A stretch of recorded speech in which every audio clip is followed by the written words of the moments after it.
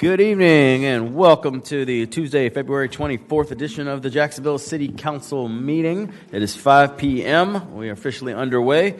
So, Mr. Floor Leader. Thank you, Mr. President. Our first order of business is the invocation and pledge of allegiance. Please recognize our council chaplain, Councilmember Ken Amaro. All right, Mr. Chaplain. Thank you, Mr. President, Mr. Floor Leader. Today our invocation will be delivered by Father Alex Karandang. He is a priest of the Diocese of St. Augustine and has been ordained for nearly 20 years. He has served as pastor of Resurrection Catholic Church since July 2024. Previously, he served as associate pastor at Sacred Heart Catholic Church on Blanding Boulevard for 5 years and at St. Elizabeth and Seton Catholic Church in Palm Coast for 3 years. Prior to his service in the Diocese of St. Augustine, Father Alex was a member of the Oblates of St. Joseph, where he taught in the seminary, served in parish ministry, worked with youth, and administered scholarship programs. He completed his theological studies at the Salesian Institute of Theology and obtained a licensed state in philosophy at the Pontifical Gregorian University in Rome. Please receive Father Alex for tonight's invocation. Good evening. Thank you, Mr. Canamaro, for your kind introduction. It is an honor to be here and invoke the guidance of God Almighty as you begin your work this evening. So let us pause for a brief moment of prayer. In the name of the Father, and of the Son, and of the Holy Spirit. Almighty God, we thank you for the gift of this day and for the opportunity to gather in service to the people of Jacksonville. We are grateful for the freedoms we enjoy and for the responsibility entrusted to these elected officials. Lord, we ask you to bless the City Council. Grant them wisdom in their deliberations, clarity in their decisions, and integrity in their actions. Guide them as they work for the common good of our city. May they listen with patience, speak with respect, and act with courage. Bless all who serve our city, first responders, educators, public servants, and volunteers who work daily for the safety and well-being of our community. We especially ask your guidance upon the people of Jacksonville. May we be united in purpose, compassionate toward one another, and committed to building a city marked by justice, opportunity, and peace. May all that is said and done here this evening be for the good of every neighborhood and every family. We ask this in your holy name. Amen. Amen.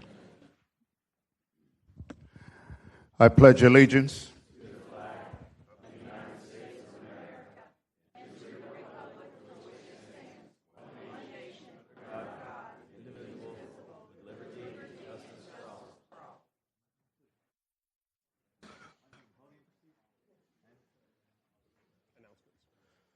All right, quick announcement. I'm going to pass the gavel to the vice chair so I can go down to the podium for a brief presentation to honor one of our very own. All right, Council President Carrico, you are recognized at the podium.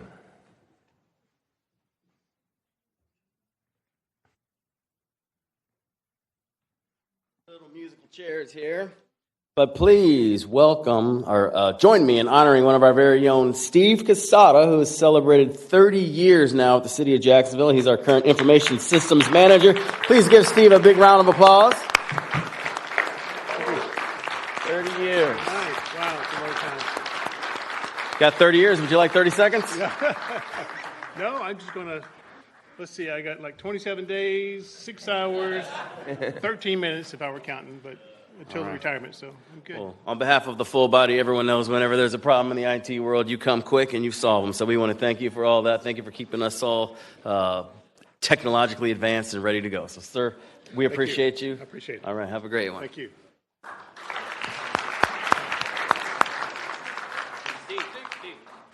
All right, Vice President gets to entertain us while we do a photo. All right, stand by.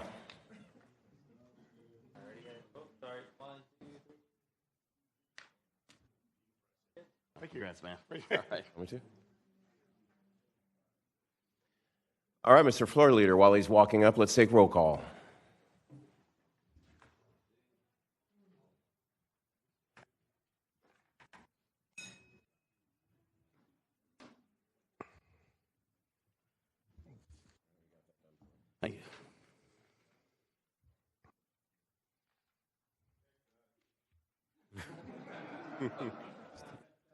Steve. 17 present. All right. And one other announcement. Many of you have seen a lot of the news with the things going on with JEA. So there was a board meeting today. I wanted to give our council liaison to JEA 3 minutes if you wanted to comment on what's going on over at JEA. Thank you, Mr. President. As many of you know, I'm the liaison to JEA and attended the board meeting today. And the board was having a discussion on some of the reports of employee dissatisfaction, and I raised my hand to be recognized. The board chair would not recognize me. He said it was within the board at that time. 4 or 5 minutes later, when it was concluded, I raised my hand again. He would not recognize me to speak, which I thought was very disrespectful, not just to me, but to the 19 of us. When a council member attends a board meeting and we're a liaison and we're not recognized, that's a serious problem to me. What I was trying to do was to help them solve a problem.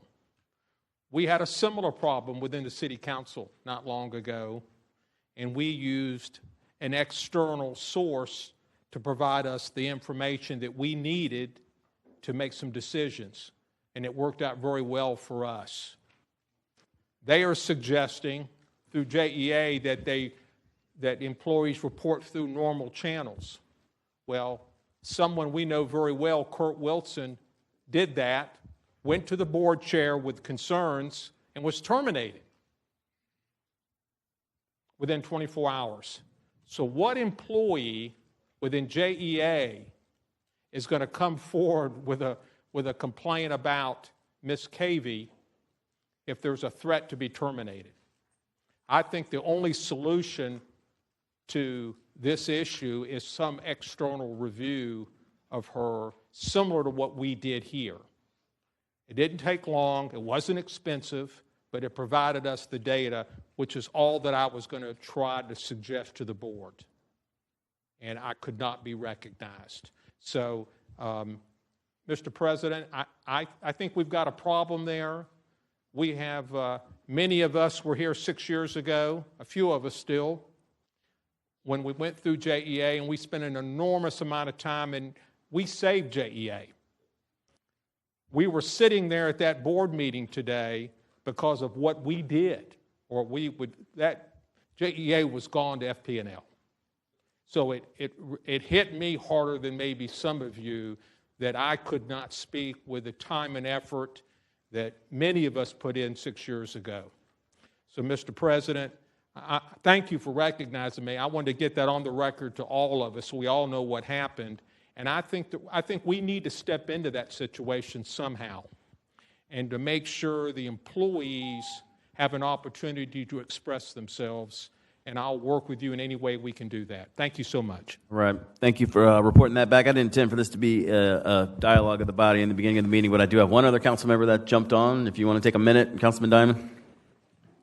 I need less than a minute, Mr. President, but thank you for recognizing me. Look, I don't have a dog in the hunt if Vicky Cavey stays or goes or anything else, but if any of you are a council liaison and you go to an independent agency and the board chair not just says, I'm not recognizing you, but very rudely barks you down, I will stand up with you every single time. We have a critical role in independent agencies to report back to this body, but we're the only ones who are elected who sit on those boards and report back to the people. So, Ron, you held your tongue.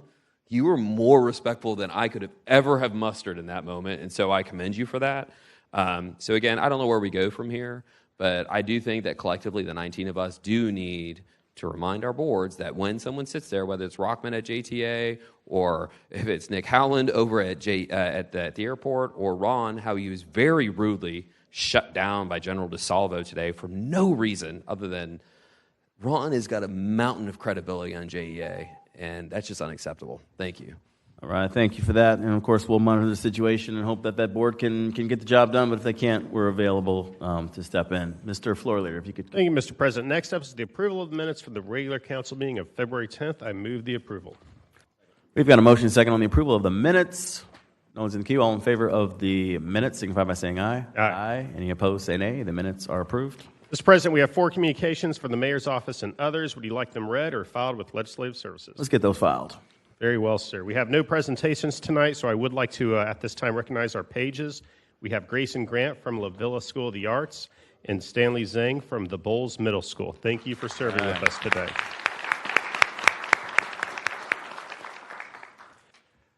We'll now take up quasi-judicial items, the first of which is found on page 4. These items we are now taking up do not include public hearings as they were thoroughly reviewed at the committee level where public hearings were part of the decision-making process. Council members are reminded to declare any ex parte communications. Item number 1, 2026-0014. I move the amendment. I've got a motion second on the amendment. There's no one in the queue. All in favor of the amendment signify by saying aye. Aye. Any opposed, say nay. The amendment carries. Move the bill as amended. I've got a motion second on the bill as amended. There's no one in the queue. Please open the ballot and record your vote.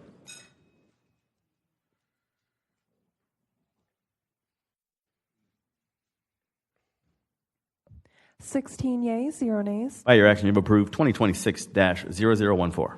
Item 2, 2026-0016. Move the bill. Got a motion and a second on the bill. Mr. Borland, were you in the queue?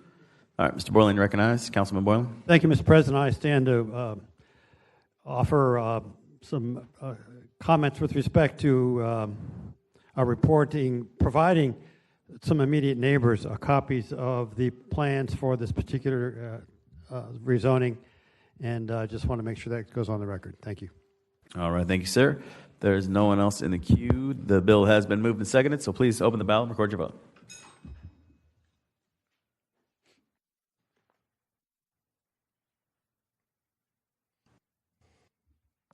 16 yeas, 0 nays. By your action, you've approved 2026-0016. Item 3, 2026-0017. Mr. President, I have ex parte declare on this. I received an email from Ms. Paige Johnson on February 3rd outlining this bill since it is in my district. This has been filed with legislative services. All right, and I thank move you. the bill. All right, we've got a motion and second on the bill. There's no one in the queue. Please open the ballot, record your vote.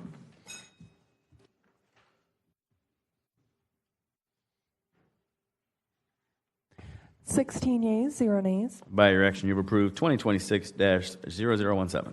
Item 4, 2026-0024. I move the bill. Got a motion and second on the bill. Councilman Howland, the Vice President. Thank you, Mr. President. I rise to declare ex parte communications. I received a text from Mr. John Nooney yesterday at 3 p.m. regarding this bill. We'll make sure it's filed with legislative services. Thank you. All right, Councilmember Boylan. Thank you again, Mr. Chair. I too received an ex parte for John Nooney. He left me a voice message yesterday afternoon in opposition to this bill. All right, Colonel Miller. Thank you, Mr. President. I also rise to declare ex parte communications, also receiving a telephone message from Mr. John Nooney concerned about passive and active recreational use and access to waterways. This has been filed with legislative services. All right, thank you, Colonel. Dr. Johnson. Thank you, Mr. President. I too rise to declare ex parte from John Nooney. He got me on the elevator on the way coming into the meeting tonight. It's being filed with legislative services, but it happened earlier today. He wanted the same thing he said to Colonel Miller, that he wanted to expand access to waterways at this site. Thank you. All right, Councilmember Gay. Thank you, Mr. Chair. I too rise to declare ex parte communication as my office received a phone call from Mr. John Nooney, and it has been filed with legislative services. Thank you. All right, Councilmember Peluso. Thank you, Mr. President. I stand to also declare ex parte. I received a voicemail from John Nooney on this item as well, and I will be filing it with legislative services. Councilmember Gaffney Jr. Should I just say ditto? But no. But no, I met with Mr. John Nooney earlier before City Council. I'll make sure everything get filed with legislative services. All right, Councilmember Diamond. Thank you. Rise to declare ex parte communications. Please stop saying his name. He will keep doing this in this way. So an unknown person at the JEA meeting with a bright T-shirt and an ugly hat stopped me and very politely informed an elected official that he wanted more access. Thank you. All right, Councilmember Past President Matt Carlucci.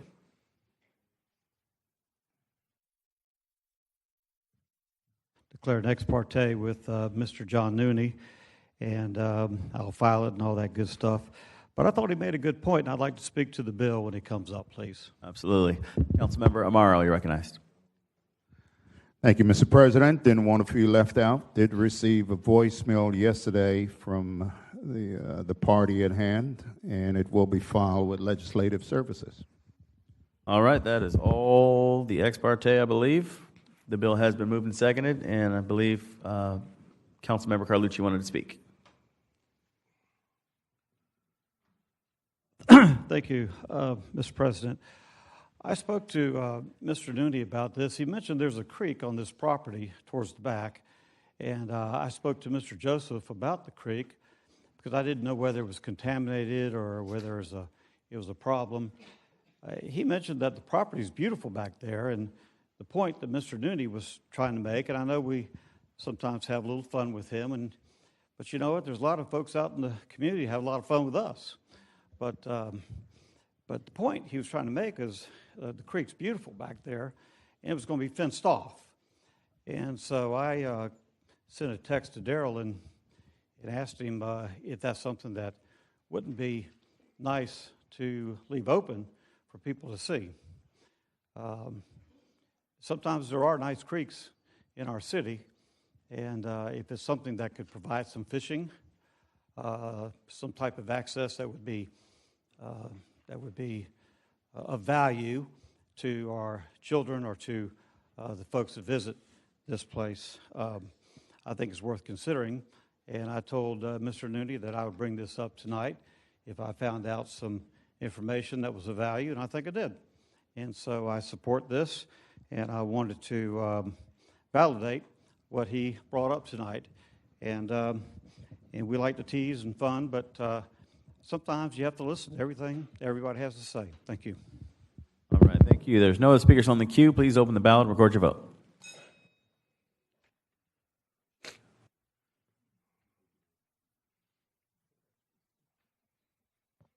Seventeen yeas, 0 nays. By your action, you've approved 2026-0024. Item 5, 2025-0026, I move the amendment. Got a motion and a second on the amendment. Councilmember Howland. Thank you, Mr. President. I rise to declare ex parte communications. This one is not with the aforementioned ex parte gentleman. This one is with the applicant, Ms. Cindy Trimmer. We had a phone call discussing this bill yesterday on the 23rd. Thanks. All right, no other ex parte, so we will take the verbal vote on the amendment. All in favor of the amendment signify by saying aye. Aye. Aye. Any opposed say nay. The amendment carries. Move the bill as amended. I've got a motion and a second on the bill as amended. No one's in the queue. Please open the ballot and record your vote.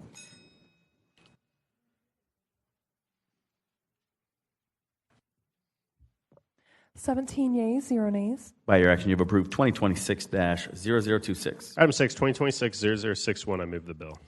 We've got a motion second on the bill. There's no one in the queue. Please open the ballot and record your vote.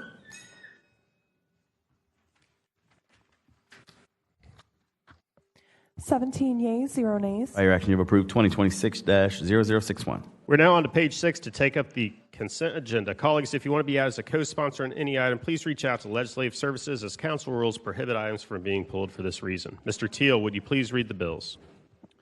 2026-48, 50, 53, 54, 62, 64, 66, 72, Bull. 79, 80, 109, 110, 111, 112, and 114. I heard a pull on 114 as well. Okay, Council President, I have a pull on item 14 by Councilmember White, 17 by Councilmember Johnson, and 21 by, I believe, Councilmember Diamond was 21. That's what I heard. Okay, so I move the consent agenda with the exception of items 14, 17, and 21. All right, we've got a motion and a second on the consent agenda, less the three items mentioned by the floor leader. There's no one in the queue. Please open the ballot and record your vote.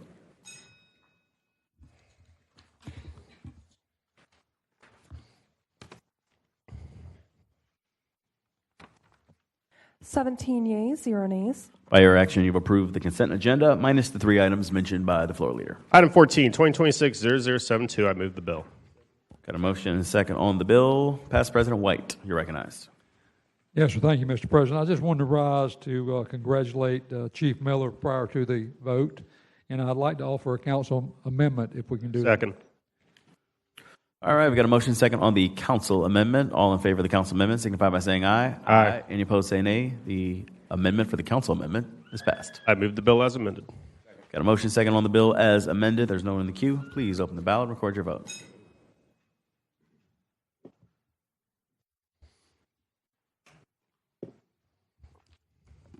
Seventeen yeas, 0 nays. By your action, you have approved 2026-0072 as amended. Item 17, 2026-0109. I move the bill. Got a motion and a second on the bill. This was Councilmember Johnson's. Councilmember Johnson. He'd like to speak after we vote. So, no one's in the queue. Please open the ballot, record your vote.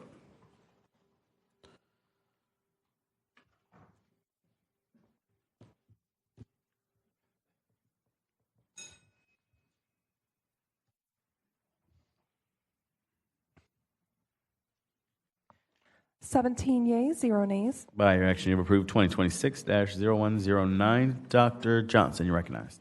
Thank you, Mr. President. I appreciate you recognizing me, and I, in turn, want to recognize our Emergency Preparedness Division. One of the reasons I brought this legislation forward is because I thought of the importance of all that they have done. I am honored, and thank you, Mr. President, for allowing me and the administration to represent Jacksonville as a member of the Board of Directors of the Florida League of Cities, and I cannot tell you how often counties and cities from around the state of Florida look at our Emergency Preparedness Division. They are not only one of the most award-winning emergency preparedness divisions in the country, actually, but the amount of certifications that they have in the state is unprecedented. And we have with us tonight the chief of the Emergency Preparedness Division, who was mentioned in this resolution, Andre Ayub, and his team is with him. If you could all stand and if we could recognize them, they keep our city safe. The Jacksonville Fire and Rescue.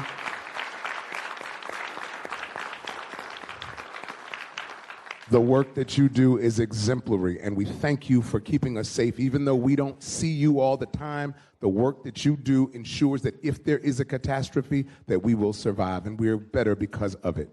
Thank you for that, Mr. President. All right. Thank you, Dr. Johnson. Back to you, Mr. Floor Leader. Thank you, Mr. President. Item 21, 2026-0114. I move the bill.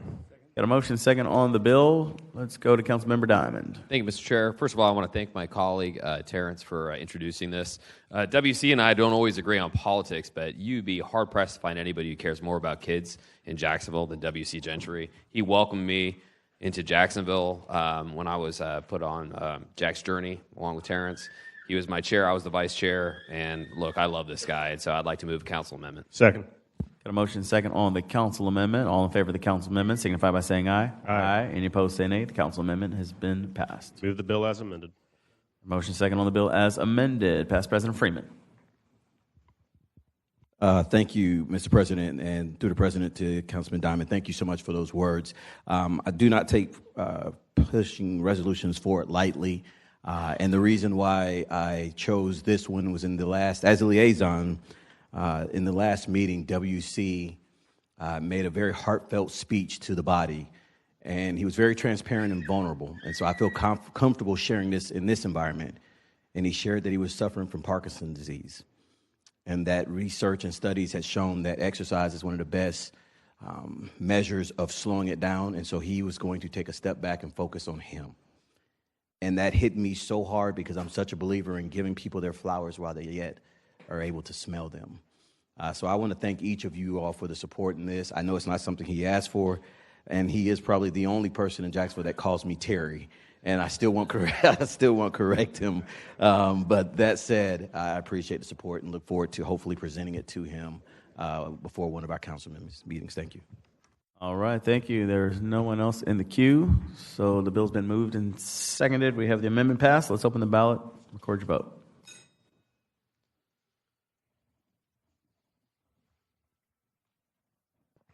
Seventeen yeas, 0 nays. By your action, you've approved 2026-0114 as amended. Colleagues, we're now going to jump ahead to page 25 and take up item 59, which is on a third reading resolution. It's item 59, 2026-0077. I move the amendment. I have a motion and second on the amendment. No one in the queue. All in favor of the amendment signify by saying aye. Aye. Any opposed, say nay. The amendment carries. Move the bill as amended. Got a motion and second on the bill as amended. There's no one in the queue. Please open the ballot, record your vote.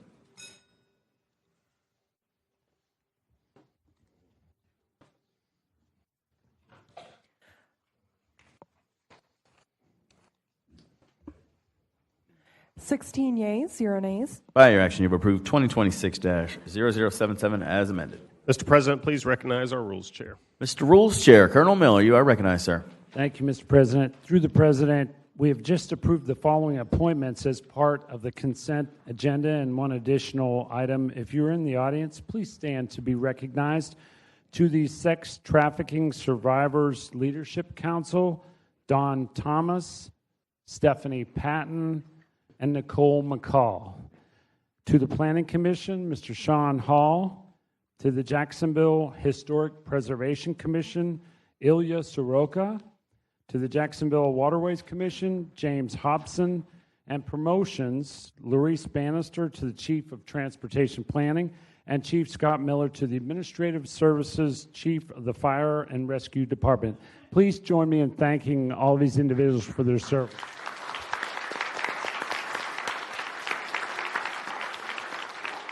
Thank you, Mr. President. Mr. President, it's time for public comments. Ladies and gentlemen, if you wish to speak, you should have filled out a green public comment card. No cards will be accepted after 6. Council rules call for an allotment of 90 minutes, and given the number of cards submitted, each speaker will be given 3 minutes. That is subject to change if we have additional cards turned in before 6 p.m., but as of now, every speaker will get 3 minutes.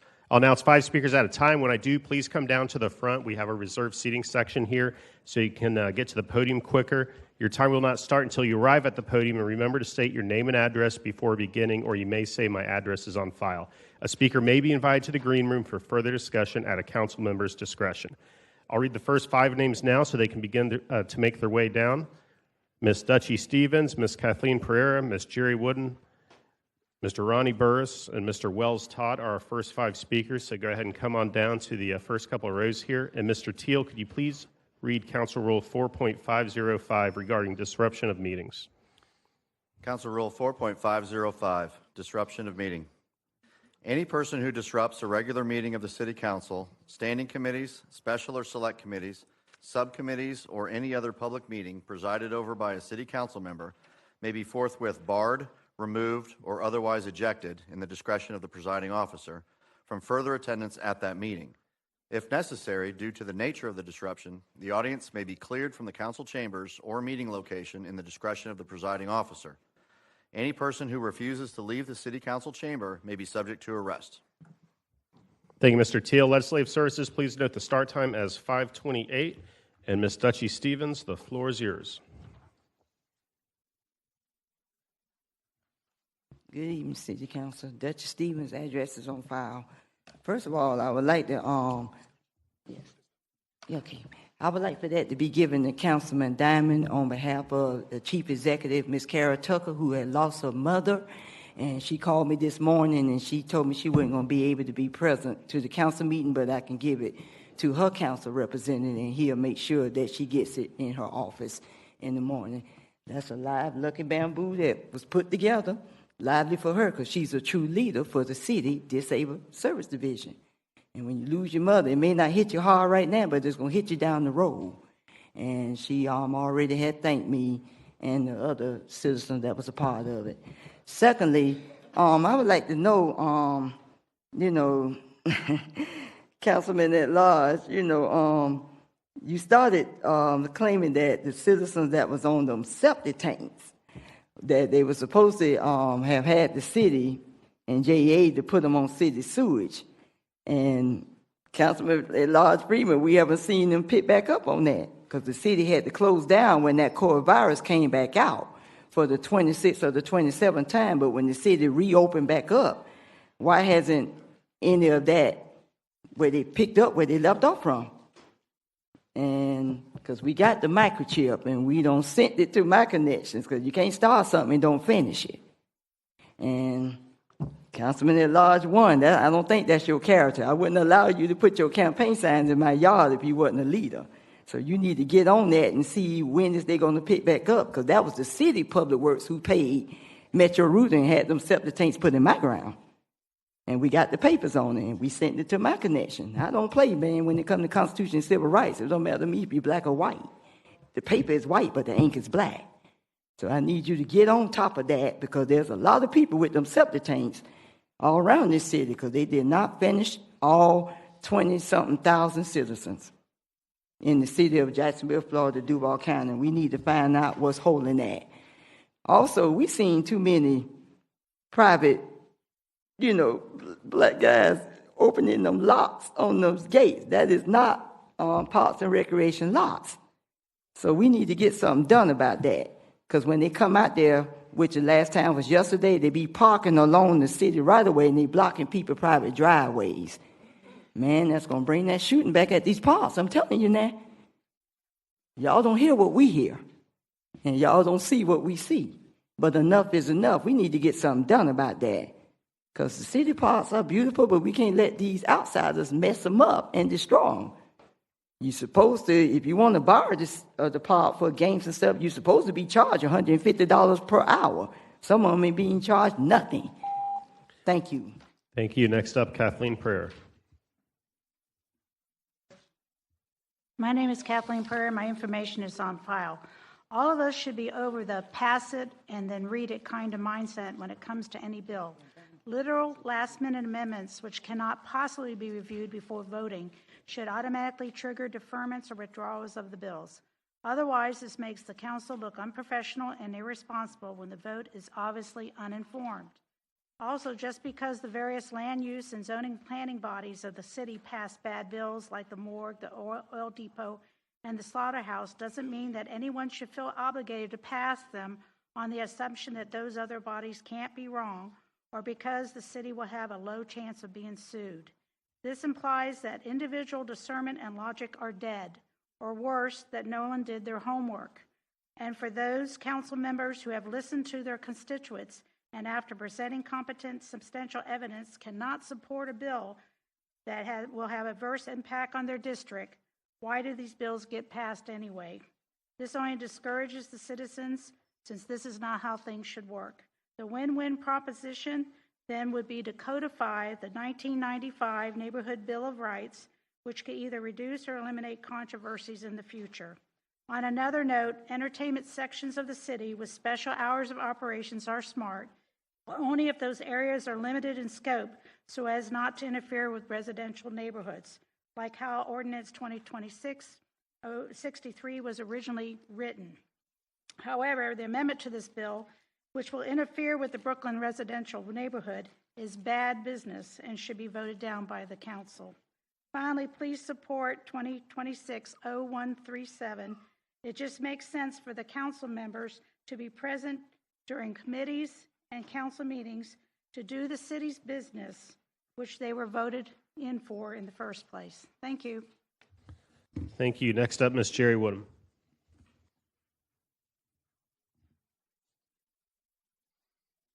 Jerry Woodham, address on file.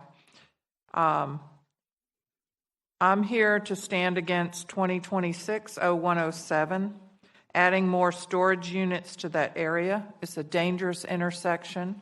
There are plenty of storage units within 10 miles. There's 10 different ones. So that's overbuilding. I am shocked to hear about the disrespect of our Councilman Salem with the JEA, and I think somebody should look into that. If an organization has a liaison, they should be respected. And if employees, if you're having more than one employee coming as a whistleblower and they're not getting results, then someone else should at least review it. If there's nothing there, there's nothing there. But we don't want to go through another JEA scandal. JEA belongs to the people of Jacksonville, and they deserve to have our council watch over our interests. Also, 2026-063, I am also here saying that I don't find a problem with the extra hour in the entertainment area because we've invested millions downtown. And I think that that will draw them away from other areas where the suburbs can be quiet. You'll have the bars and the entertainment areas in that area. We don't want to become an Orlando where we're open 24 hours a day, but an extra hour. But I also agree we should not do it in other districts where there's homes involved. Also, I just want to thank you all for your due diligence on the PUD on the Cortez. I know there was a lot of talk about it. I thank you that you listened to the residents and you worked on it, and the applicant worked on it. So I hope it all turns out well. Thank you and God bless. Thank you. Mr. Ronnie Burris.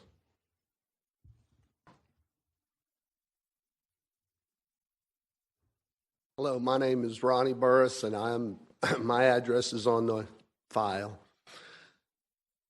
I'm the business manager of Local 630, and I was at the JEA board meeting this morning to talk about not politics. I was there to talk about the people I represent and how they have been, what they've been told. The people I represent is the water and sewer people. When we had the freeze a couple of weeks ago, there was 3,400 tickets of broken lines, broken pipes that they had to repair. They were working 16 hours a day, 7 days a week, and they were grabbing bodies anywhere they could. But my members were told by JEA, specifically Diane Moser, the HR chief, that they were 49% overpaid, and they compared them to the city of Lakeland. They compared them to the city of Tallahassee, and JEA is supposed to be the greatest. I'm a retiree of JEA's. I'm a business manager, and I represent 45 members. But I was not there for anything other than that, but I am going to say that what I witnessed today was very unprofessional, disrespectful. Robert's Rules of Orders were thrown out. Councilman Salem was very nice by the way he explained it, because I didn't see it that way. He was told that he was not a board member and that he needed to hush. And so it wasn't very professional. And when he asked the second time, what he said, and I will quote for you, is that I would still like to be heard. He was told one more time, you will not speak today. There was an open, they had put an order on the table, and there was still it on the table. There was a first, a second, and then the chairman of the board just completely ignored it and went on about something else and changed it completely. And I'm just embarrassed to say that what I saw today out of JEA's board, especially the chairman of the board, was so unprofessional and so disrespectful. Thank you, sir. Thank you. Next up, Wells Todd, and the five after that, Stacy Ibarra, Yolita Wainwright, Tiffany Cassed, Addison Patrick, and Sally Barnes. Mr. Todd.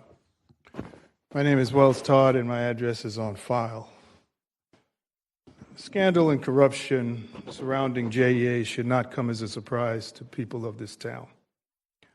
Under the free market enterprise system, that is the hallmark of this economic system, everything that can be privatized must be privatized. That goes for our schools, the prison system, our public institutions, must be put in the hands of the rich and wealthy. I want to talk about Turning Point USA as a tool that's being used. This is the reason why Charlie Kirk's racist Turning Point USA clubs are being forced on our children in our public schools. The rich, with the help of their politicians, must reinforce the free market myth in the minds of our children. So in closing, because I'm not going to use 3 minutes, I think it's time for us to start demanding some resignations. Mr. Diamond, who is pushing these Turning Point USA clubs, Mr. Carrico, and others who are part of the MAGA movement. Thank you. Mr. Todd, Mr. Peluso would like to talk to you in the green room. Next up, Stacy Ibarra. Sorry if I pronounced that wrong. And then Yolita Wainwright will be after you. And as a reminder, if I call your name, please come down to the first or second row down here.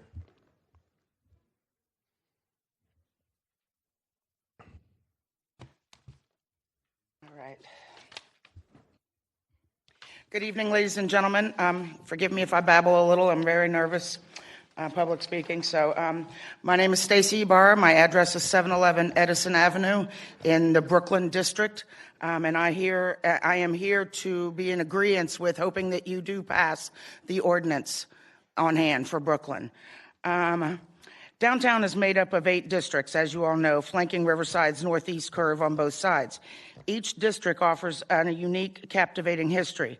I am on the Brooklyn part of downtown district, which is connected by land and bridge both to downtown, with its own list of history and beauty. My business has been a member of the Brooklyn community for 40 years, serving downtown, Riverside, Avondale, Murray Hill, and honestly, people from all over Jacksonville. I am very proud to say that my business has won awards throughout different ceremonies through Jacksonville for being #1 for 10 plus years in a row. Brooklyn has always been a part of the downtown districts, and it should be considered now in this ordinance. We are still part of downtown, and we still should be counted. There have been so many new additions to Brooklyn with the plans of enhancing the Brooklyn area for the last 5 to 8 years with not just high-rise residential, not like Riverside or Avondale, but high-rise residential. But we've got a lot of hotels that have been built up, residents, bars, adding to the entertainment district, part of our city of downtown, as well as Brooklyn. We've got 220 Riverside, literally a block on the back side of my business, which has got restaurants, it's got stores, retail, all kinds of stuff. We've got just put up, like in the last year or so, Home 2 Suites by Hilton. That's a 100-suite extended stay hotel. We've got Resident Inn Marriott. It's got 136 rooms with kitchens and stuff, also long stay. Just this month on the side of my building, they just added a place called The Hub. It's 3 businesses in one, including a rooftop bar. It's amazing. If you haven't been, check it out. Under construction behind me, we've got a new residential complex going up with over 400 condos. Again, high-rise, so it will not affect the ground level as what some concerns might be of noise due to residential areas. We've got a couple more hotels coming up. The AC hotels coming up. Lennox on Parks, which will be residential. Block 9 is coming in. These all include mixed use for restaurants and shopping. Again, adding to what you call a district for, like what you're looking for to do downtown. Sorry, I'm nervous. This is all within a few blocks of my business. It's all within walking distance. So I'm in a standalone section. I'm already known as the nighttime place in Riverside and Avondale, which is in the Brooklyn side. Thank you. Really? Yes, ma'am. Next up, Yolita Wainwright. I only had this much more. All right, well, thank you for your time, and please seriously consider Brooklyn. Thank you, ma'am. Ma'am, Councilmember Peluso would like to speak with you in the green room. Ma'am. Yes, where? In the green room, just come on down front here. Ma'am, go ahead. Good evening. Jolita Wainwright, 5353 Arlington Expressway.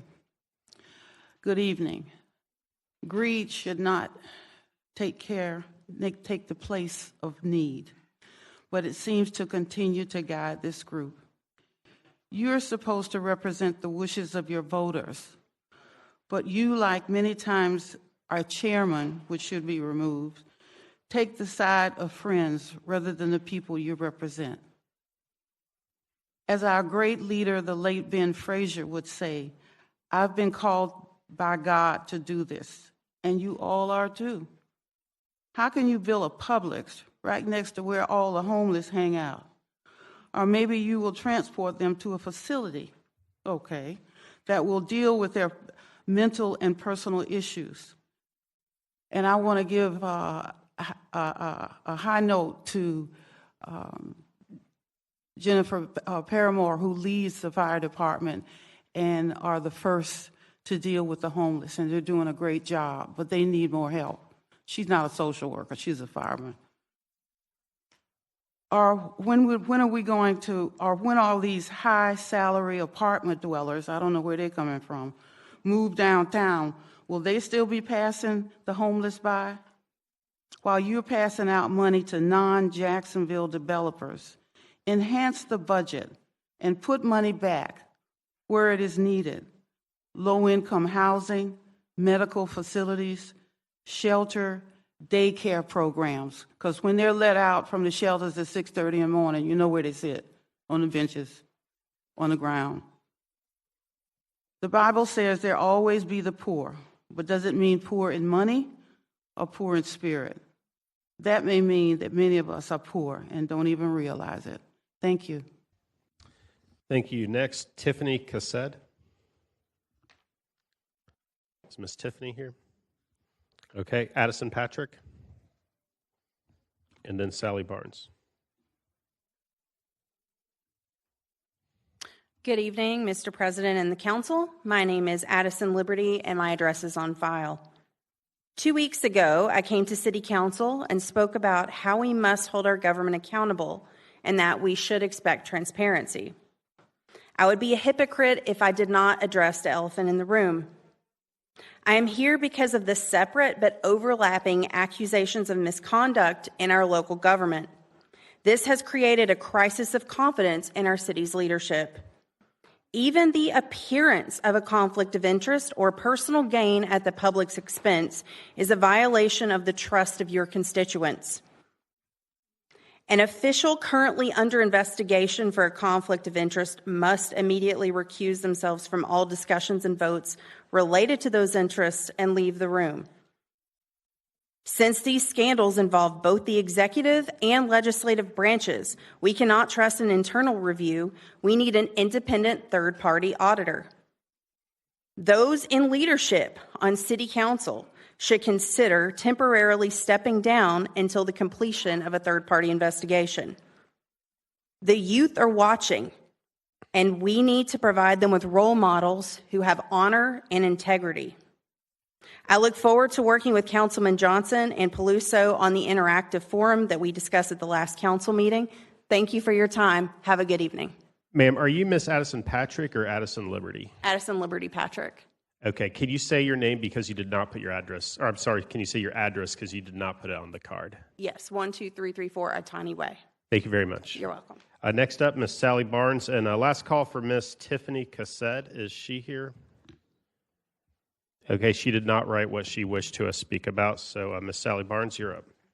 Good afternoon. My name is Sally Barnes. I'm not here tonight. What I'm about to say, I don't want anybody to feel sorry for me or anything. I just want you to hear me. I was looking for some information on my computer. I'm looking for different stuff, we're looking for ash sites and waste sites. And I found I found 3 that was there.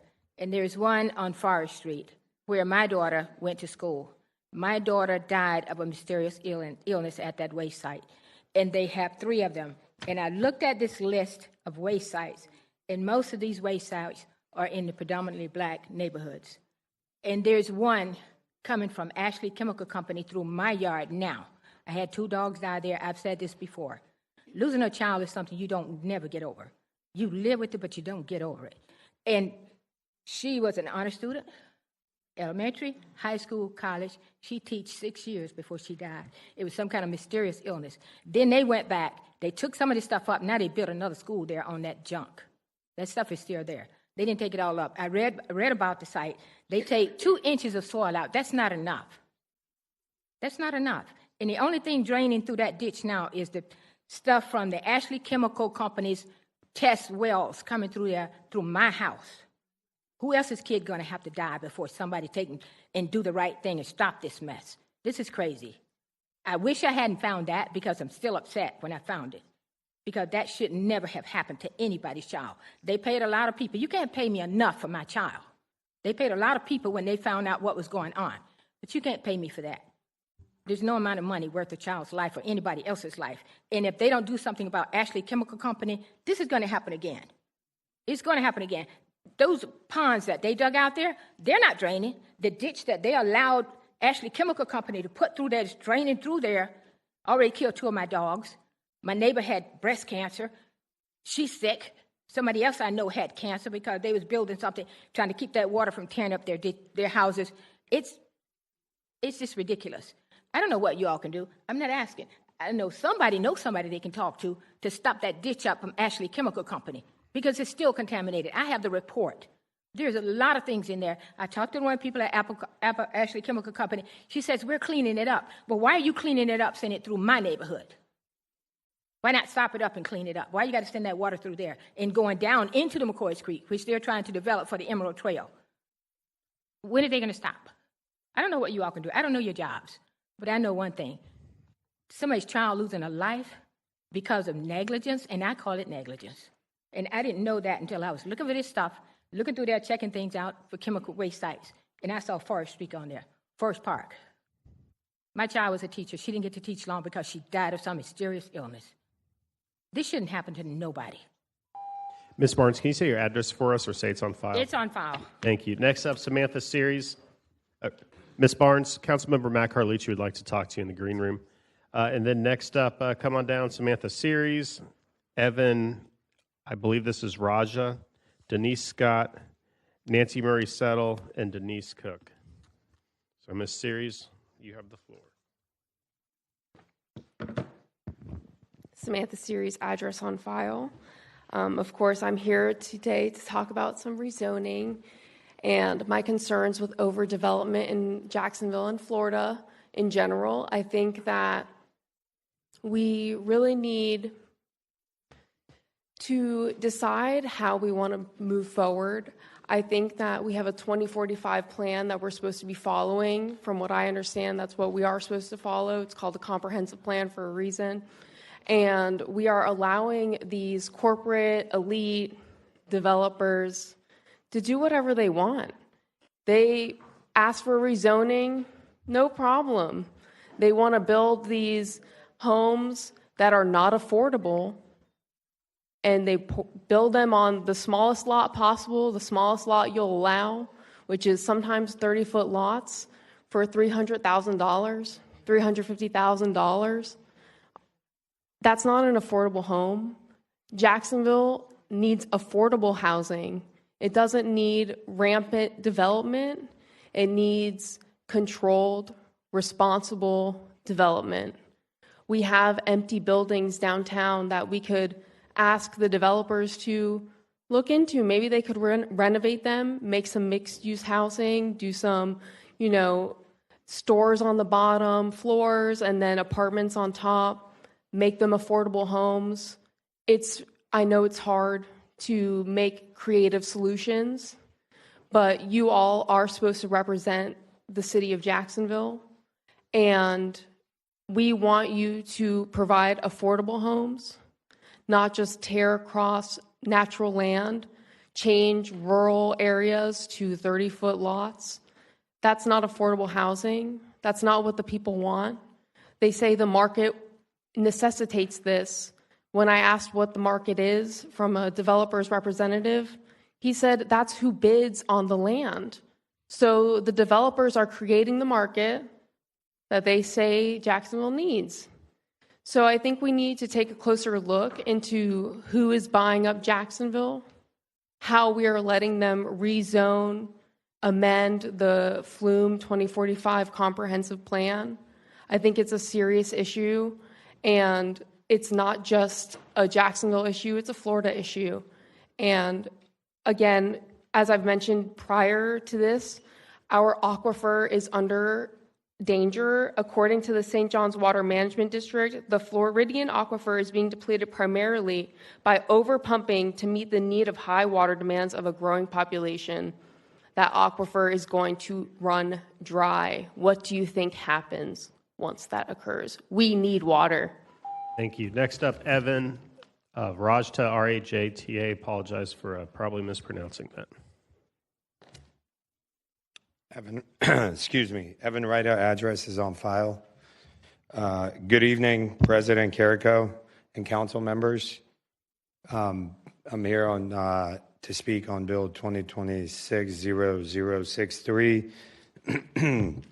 You'll hear tonight that nothing good happens after midnight, but respectfully, paychecks happen, tips happen, hotel stays, tourism dollars, Uber rides, jobs, a lot of things happen after midnight.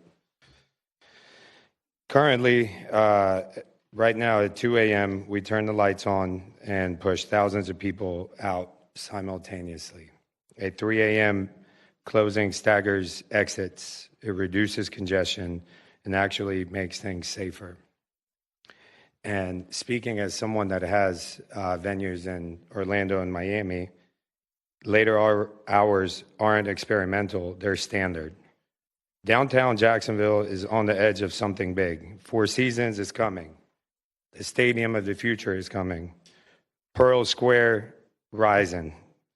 But investors aren't making decisions based on what happens in 3 to 5 years. They're making decisions based on what this council votes on today and every time you guys meet.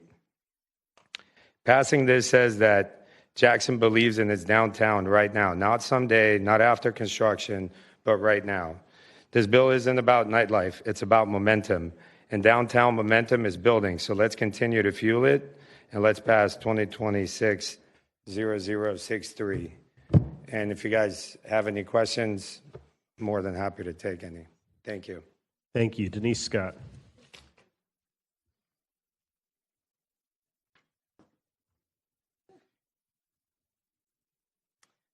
Good evening. My name is Denise Scott, and my address is on file. I want to first honor the late Reverend Jesse Jackson Jr., and I want to thank him for all that he contributed to the civil rights movement, because I am somebody. I'm not sure when the nice lady had these little buttons made. I'm probably something that you had done that that wasn't nice, but I thought it was a good time to bring it out again. There's a song that Gil Scott-Heron sang back in 1981. It starts off something like, racism is up, human rights are down, and peace is shaky, and war items are hot. During the first week of Black History Month here in Jacksonville, Florida, Council President Carrico sent a text message to Arthur Adams, one of the only 2 black men on JEA's board, letting him know that his time wouldn't be renewed. He mentioned that he owed a friend a favor, that he needed to do this for his guy. Turns out the guy that he wants to do the favor for is his boss. Adam wants to stay in that position, and he should. Listen, now thanks to Ben Becker, because if he wouldn't have brought it out, we wouldn't know your little undercover stuff. But he busted you and you got your hands caught in the cookie jar, and the first thing you want to mention is about racial intoxicity, like on this council. Where were these allegations before the text messages were brought up? I attended just a little bit of JEA's board meeting this morning, and I wasn't surprised to see our very own resident Grand Wizard, Diamond, along with a couple of the good old boys network, Salem and Howland. Now, Salem, he's the liaison, and he expressed concerns about accusations against Carvey, her decision to eliminate the chief of staff position, and the decision to delay a vote. Where was your concern about the text message, sir? That should have been your first concern, and your second concern should have been, what was the favor that he wants to give somebody? And then when the reporter asked you, you quoted, that's got nothing to do with his leadership issue. Baloney. There's a saying that goes around, sweep around your own front door before you try to sweep around somebody else's. You need to take care of what's going on this council first before you do anything else. Matthew 7:3 puts it this way. Why would you focus on the flaw in someone else's life and fail to notice the glaring flaws in your own? JEA is not for sale. It is becoming increasingly clear that some of the men on this council, in this city, this state, and this country, you just can't handle women's leadership. The toxic environment comes from you men. Racism exists everywhere. This country has never addressed the hatred that it put out. If leaders want to work to make sure everyone knows the true history, maybe then we wouldn't be so divided. JEA is not for sale. Next up, Nancy Murray Settle. Nancy Murray Settle, address on file. Hey, bro, the jig is up. We see your corruption. When you started bringing the mega culture wars to Jax, that was when I realized we citizens needed to pay closer attention to what was happening at City Hall with City Council. What I've seen this past year has broken my trust in your motives and your alliances, who you are beholden to. I no longer believe that many of you are here to serve in the public interest. You're here for your own interests. So, hey, bro, I have a big favor to ask of you. Put the people first. Stop trying to bring back a former mayor as a lobbyist. Stop it with the old boy network. Stop diverting funds to your own allies and former businesses. We want to see you listening to people, paying attention to our wants and our needs.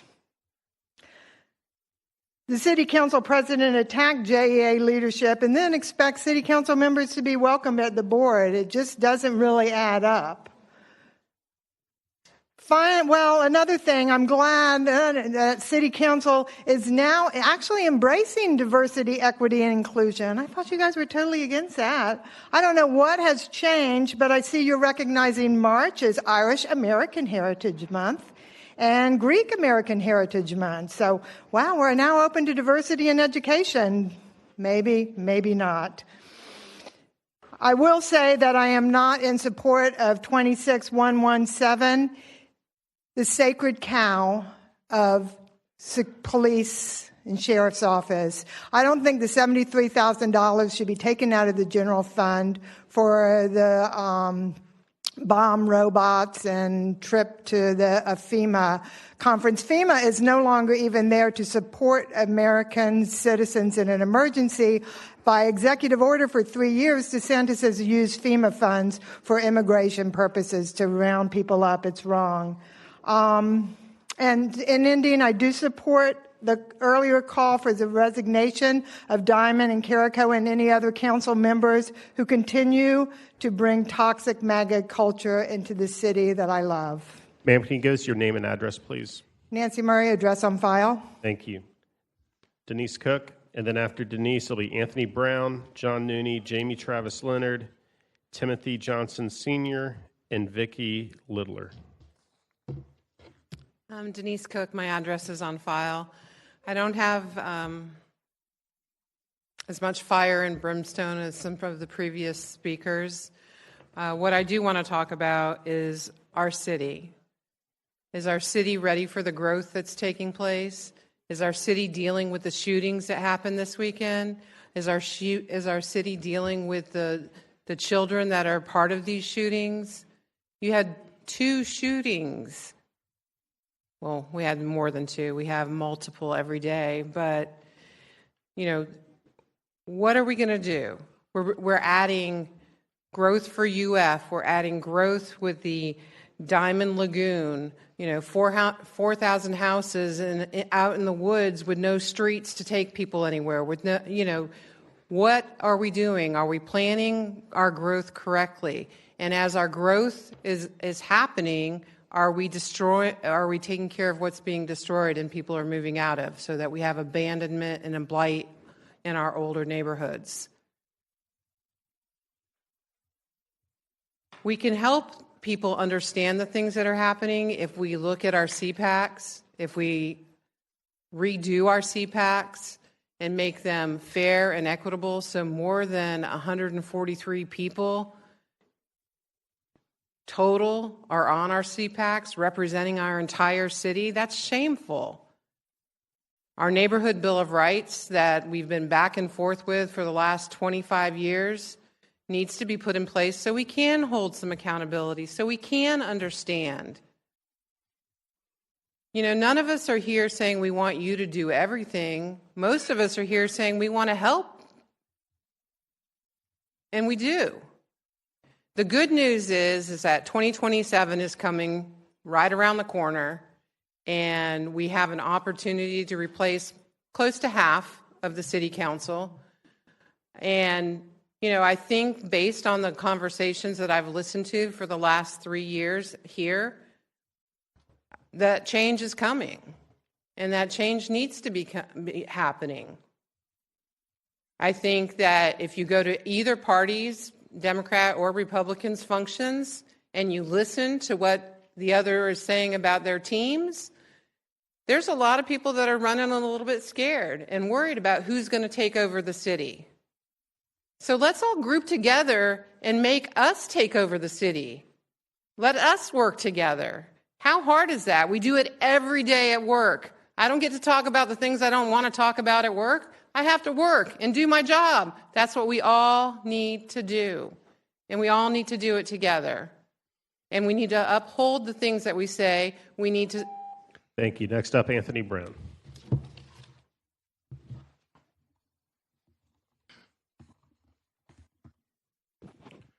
Anthony Brown, my address is on file.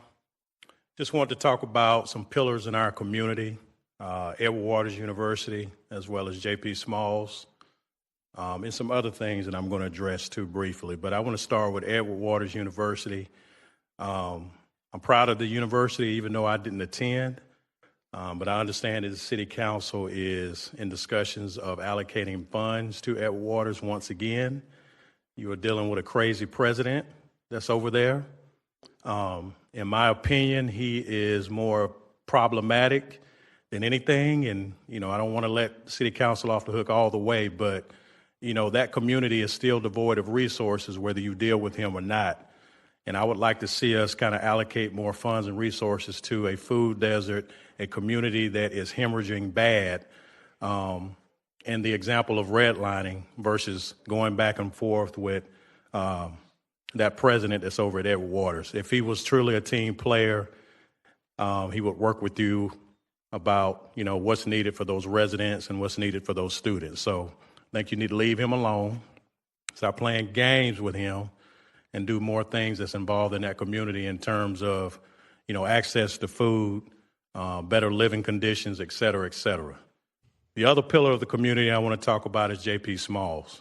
And I know that I've gone back and forth with, different city officials about, what's taking place in that area. But I feel like these are two anchors in the community that can spur economic development, can create pride back in the community. And you can also complement those places and those pillars as it grows.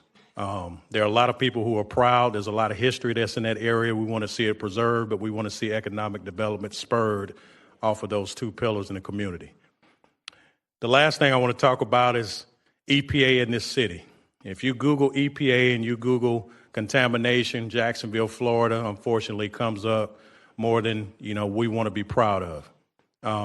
I think people are waiting for the issue to go away about contamination, whether it be Mary Bethel Clune, whether it be Fairfax, whether it be other areas with ash, toxic waste, et cetera, et cetera. I don't think anybody wants this in their community. So, I'm just saying that we need to revisit EPA. We need to revisit these red line communities. We need to be serious about the Neighborhood Bill of Rights. And we need to elevate the urgency in these communities. And these pillars and some of these issues need to be addressed. They need to be addressed yesterday. Thank you. Thank you, Mr. Brown. John Nooney. Jamie Travis Leonard.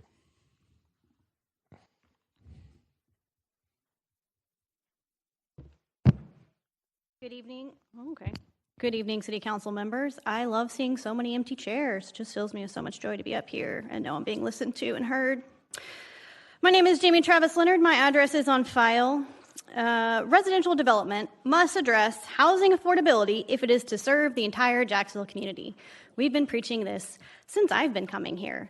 You all keep trying to develop more land, and somehow we continue to not have owner-occupied housing numbers that are comparable to the state of Florida. Congratulations. According to the U.S. Census Bureau, the median household income in Jacksonville for 2020 through 2024 is approximately $5,822 per month. The median monthly owner cost with a mortgage for the same period is $1,730 per month. That's 29.7% of the median household income. Now, I'm sure most of you took finance or something in school, and if you were ever taught anything about mortgages, you don't want it to be more than 30% of your income. So why is the median cost almost at the maximum desirable cost. It's just, something to boggle the mind a little. And if you're thinking to yourself, well, they can rent and save until they can afford to buy, except no, friend, they cannot. Because in the U.S. Census Bureau September 2024 press release, 49.7% of renter households spend more than 30% of their income on housing costs. So we have renters spending more than 30%. And then when they go to buy a home, it's almost at 30%. So they're maxed out twice over. Cool. When residential development produces primary market rate units without affordability provisions, it does not relieve the cost burden for working families. That's what we've been telling you, and you have not been listening. Homes in the low 300,000s? Really? You gotta be kidding me. Florida's owner-occupied housing unit rate is 67.6%. Guess what Jacksonville's is? Guess. 57.6. We're the bold new city, the largest city in Florida, and we're 10% behind the curve? You've got to be kidding. Growth that does not include meaningful affordability requirements displaces existing residents while straining infrastructure without strengthening long-term community stability. I urge this council to ensure that future residential developments, like the 4 you have today, 26-6, 26-7, 26-12, and 26-13, includes enforceable affordability measures. Development should benefit residents across income levels, not only those at the top of the market. Thank you. John Nooney. Okay, I called him twice. He wanted to speak on massive corruption on our waterways and that Raymond Day is crushing free speech at the chair of the True Commission.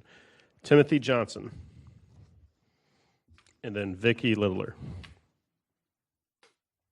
Good evening, Council President, Council, and specifically my former boss at WJCT, Michael Borland. I'd like to address tonight the growing concern over teen takeovers. As a father of 7 sons and 10 grandchildren, it concerns me that when they go out, they may not come back, just because someone thought it might be fun to brandish a firearm and unload it in a crowd. I'd also like to, before everyone, answer the call of Pastor Corey O'Neill, who was recently recognized by the FBI for the things that he's doing to mentor some of these young men, to try to harness some of that energy that they expend at these takeovers. This is a county-wide issue. It's not isolated to one particular area, like Friendship Fountain or the beach. If there's a place that they can gather, they will gather. So I'd like to challenge the council, as well as JSO, to create some initiatives, or tell me what initiatives you have on the table to address this concern. As I said, I'm willing to do that, but for this city, I'm going to take it a little bit further. I just want to let you know it is my intention to run as an MPA candidate for City Council seat District 8. Thank you for your time. Thanks, sir. Can you say your name and address again, please, sir? I don't think you said it at the beginning. I'm sorry. Timothy D. Johnson, Sr., 9350 Thorn Glen Road. Thank you, sir. Next up, Vicki Littler, and then after that is Nick Harding, Blake Harper, James Matchett, and Lisa Ellen Dernberger. Hi, my name is Vicki Littles, and I'm here about the stormwater and solid waste fee that was raised from $100 and something to $300 and something that affects homeowners' taxes. I know you all may live in gated communities, if not gated communities, nice homes. We people put you in office. And I was told and I was informed that this didn't go on the ballot, it went straight to the city council. And you city council people passed it. There is no way on God's green earth that I would have the ability or within myself as far as integrity to pass something like that when people put you in office to do the right thing for the people. Taxpayers, we pay a lot of money.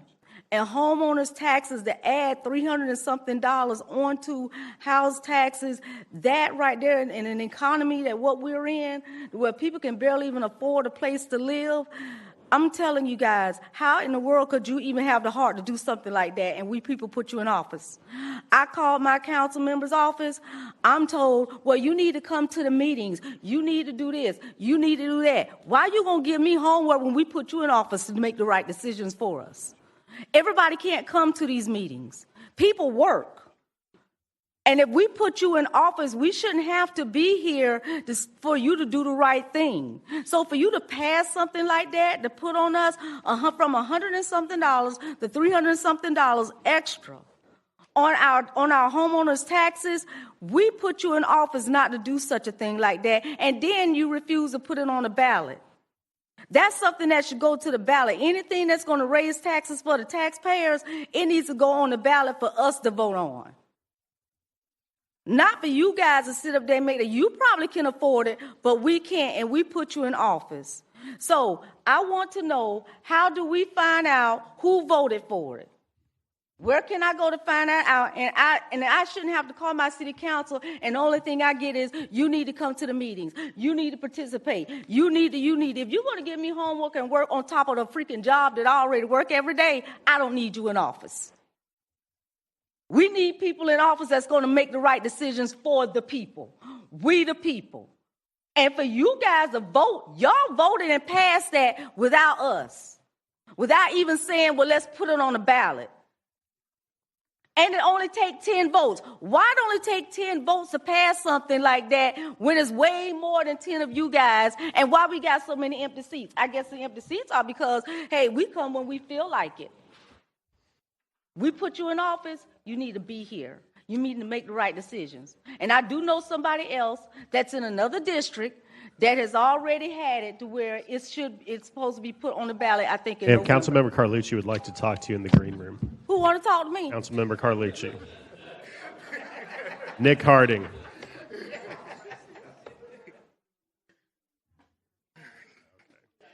All right, my name is Nick Harding. Address is on file. This city has a huge board problem. JEA, JTA, JAA, all of them are terrible. The True Commission, terrible. You guys got to get a better hold on these boards and these commissions. Rules Committee needs to step up, because there's no way that JEA should be hoeing their council liaison, telling him to shut up and sit down. I mean, they didn't say it like that, but that's how I would have took it. And personally, I wouldn't let that slide either, Mr. Salem. Personally, me and the general had to step outside after that one. But anyway, you guys need to get a better hold on some of these boards, because you guys are supposed to be the accountability mechanism for them. The reason you have a liaison on these boards is to put them in check when they get out of line. So somebody needs to step to them and tell them, watch your mouth, he's your council liaison, you need to let him talk. And personally, I think maybe you just need stronger council liaisons. I know they wouldn't have told Mike Gay to sit down and shut up. I'm just saying. But other than that, the last person was up here asked where they can go to find out who voted for what. It's going to be rightstepsamerica.org. We've got a great vote tracker. We've actually recently added JEA. Their vote records were actually extremely hard to extract from their meeting minutes, because they hide their meeting minutes in like an 800-page document every month. And the only thing that was consistent enough for me to be able to find the meeting minutes every month was John Nooney. I actually have my system set up to search for his name, and it actually finds the meeting minutes. So, thank him for that. I mentioned the True Commission. The True Commission, Mr. Nooney is a very active person. I know that he can be a little bit grating to some of you guys. That he gets up to every meeting, and anytime he sees anything about waterways, he's getting up to comment. I get it. But the True Commission passed a rule, to target it at Mr. Nooney, to stop him from being able to get up and talk. And I think that you guys probably need to, preempt that, because if Mr. Nooney was a little bit more litigious, like somebody like me, he'd probably be suing the city over that. And then lastly, I've heard a couple people up here trying to defend the board member who was going to be removed. Only thing I have to say about that is he voted to raise your rates, so maybe don't let that be your fight. I'm just saying. Blake Harper.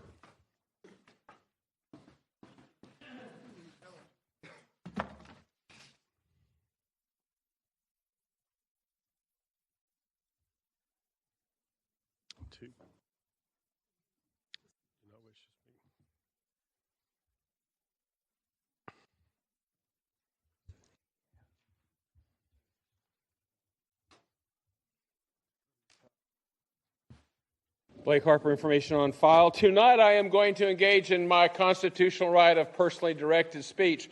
Councilman Diamond, welcome. You missed the slur that was attached to you about being the grand wizard of the KKK. What's interesting, though, you're a Republican.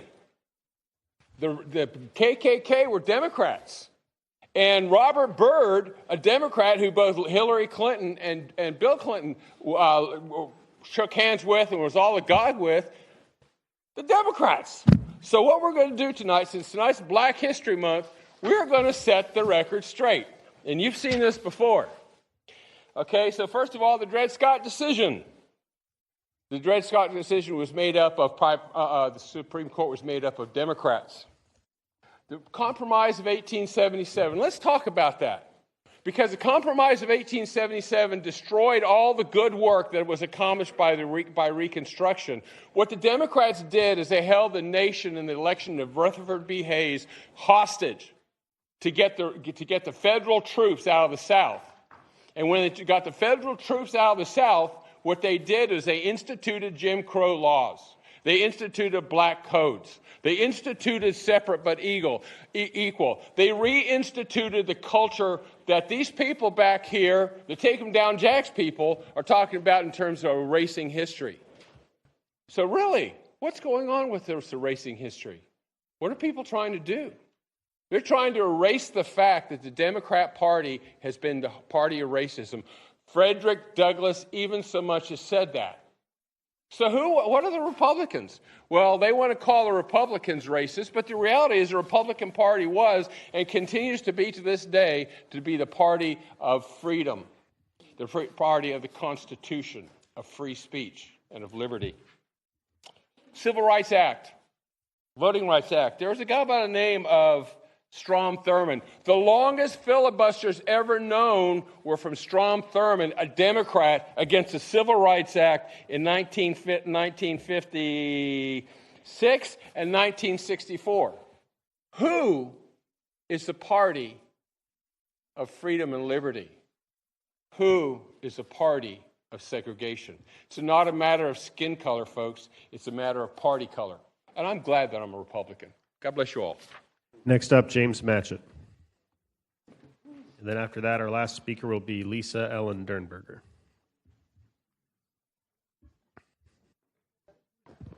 Wow. James Matchett, address on file. Perception is reality in the absence of facts. What we perceive have more weight on us than what the actual facts are sometimes. So we have to be careful not to let our emotions come in where logic should prevail. When lies are told and repeated and no one corrects them, then people assume them lies are the truth. A lot of people repeat lies as if they was truth. I stand before you and realize the city government cannot solve all our problems. But we can expect them to protect us when we can't protect ourselves.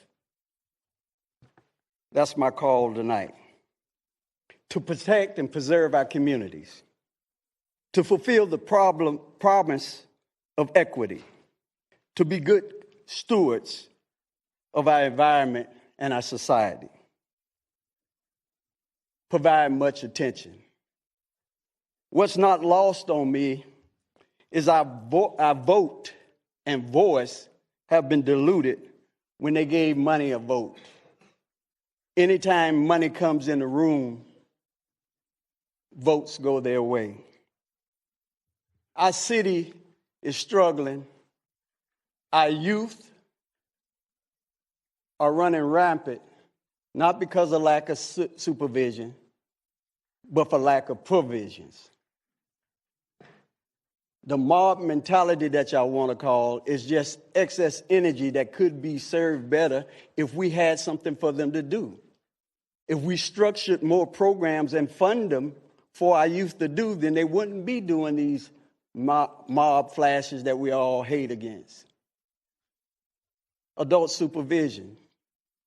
But when we have adults acting like children, then who the children are supposed to follow?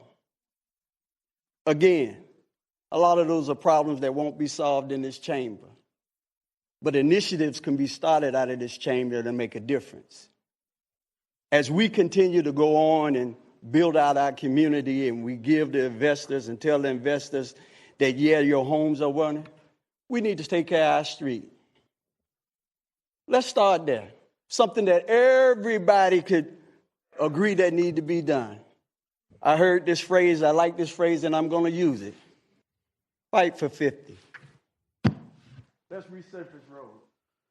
All right, thank you. We want to welcome Councilwoman Jacoby Pittman, who has joined us. Thanks for coming. And also, we have one more speaker, so if you could get back to your seats so we can have a quorum as we continue the night. Last speaker, Mr. Floor Leader.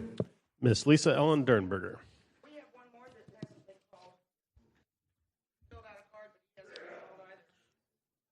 Sir, come up to the podium after her because we have called all the cards I had received. Ms. Dernberger.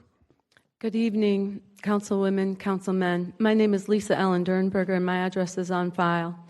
I am here to give you a recap of what I observed and experienced throughout the process of ordinance numbers 2025-0487 and 0488, which will forever be known as the slaughterhouse of Cortez Road. On November 17, 2025, my councilman, Kevin Carrico, our current president of City Council, announced that the slaughterhouse had been removed. Kevin Carrico waved the victory flag, and yet it was far from over. His post specifically screamed, "Big announcement after months of community outrage and long negotiations between myself and the owners, that Apna Bazaar is dropping their animal processing component of the rezoning. The slaughterhouse has been defeated." Right there, the public application should have been denied because the legitimate public purpose for the requested land use change was gone. On November 25th, we met before you all for the first time for your vote. The verbiage of said ordinances had changed a bit, but they still had the light industrial land component, which was proven by Councilman Gay's direct question to General Counsel. Light industrial was necessary to have a live animal processing on the premises. That fact, coupled with the community rallying with scads of evidence, enabled you all to vote no. But once again, my councilman, our council president, negotiated. Instead of saying South Side and the community, the entire community has shown up in spades. We have to withdraw this application. He led us to the referral. People on Cortez Road asked for meetings between that meeting and the meeting 2 weeks ago because it was now more confusing than it had ever been.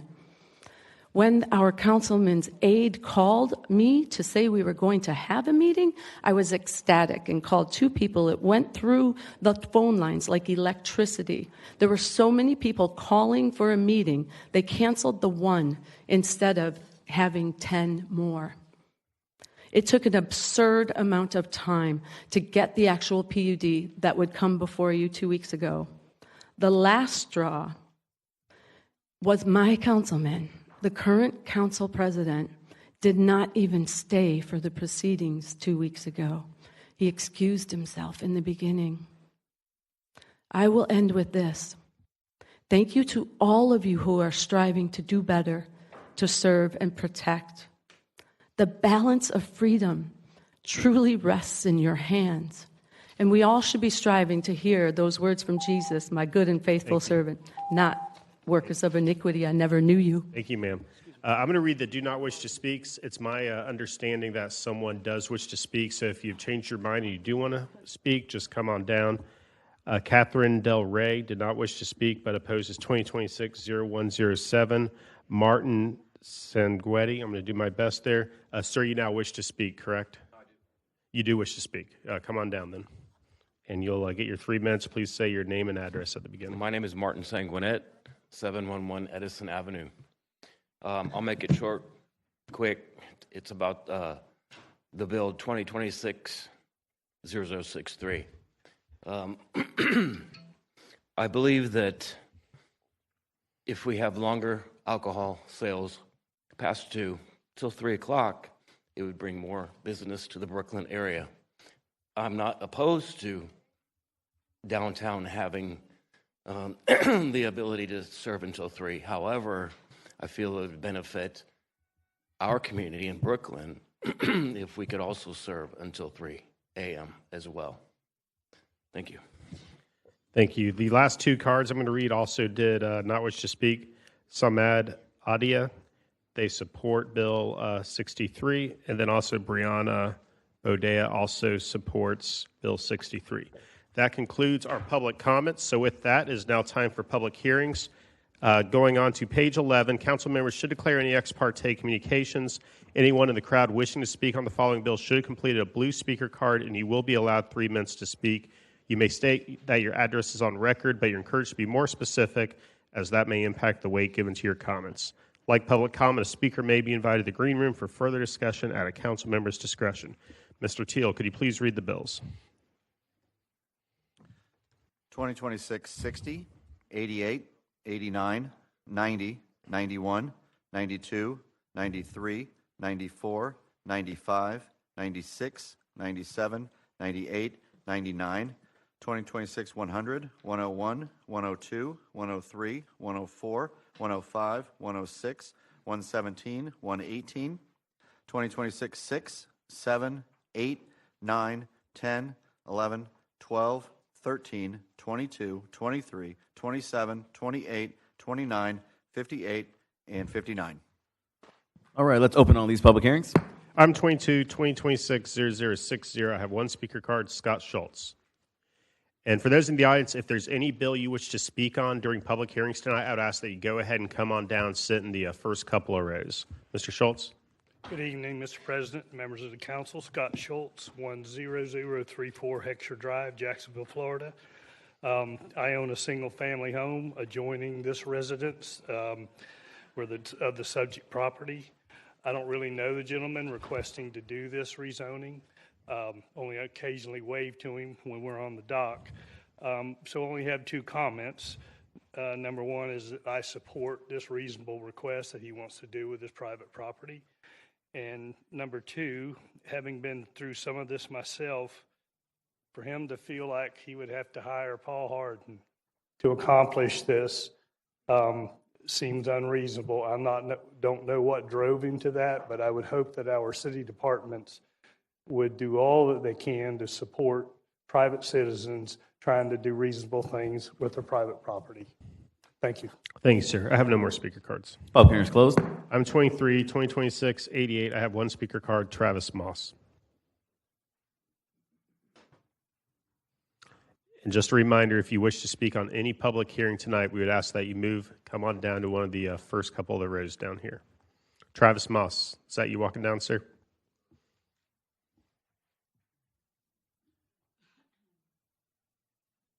My name is Travis Moss, 8049 Joffrey Drive, Jacksonville, Florida, 32210. I just want to say, before I purchased this lot, I went to zoning twice because it had 10 feet cut off of it, and I was told that it was a lot of record and I could build on it. Of course, once I started, they said I couldn't. So I've been through this before with City of Jacksonville and zoning, and it's always like whatever they say that day, it may be something different when you actually do it. My biggest problem with it is that particular lot has been cut that way at least since 1948. The reason I know this is because the house that sits on that 10 feet that was cut off of that 50-foot plat was built in 1948. So we know it wasn't cut the day it was built, but for the sake of the conversation, we'll say 1948.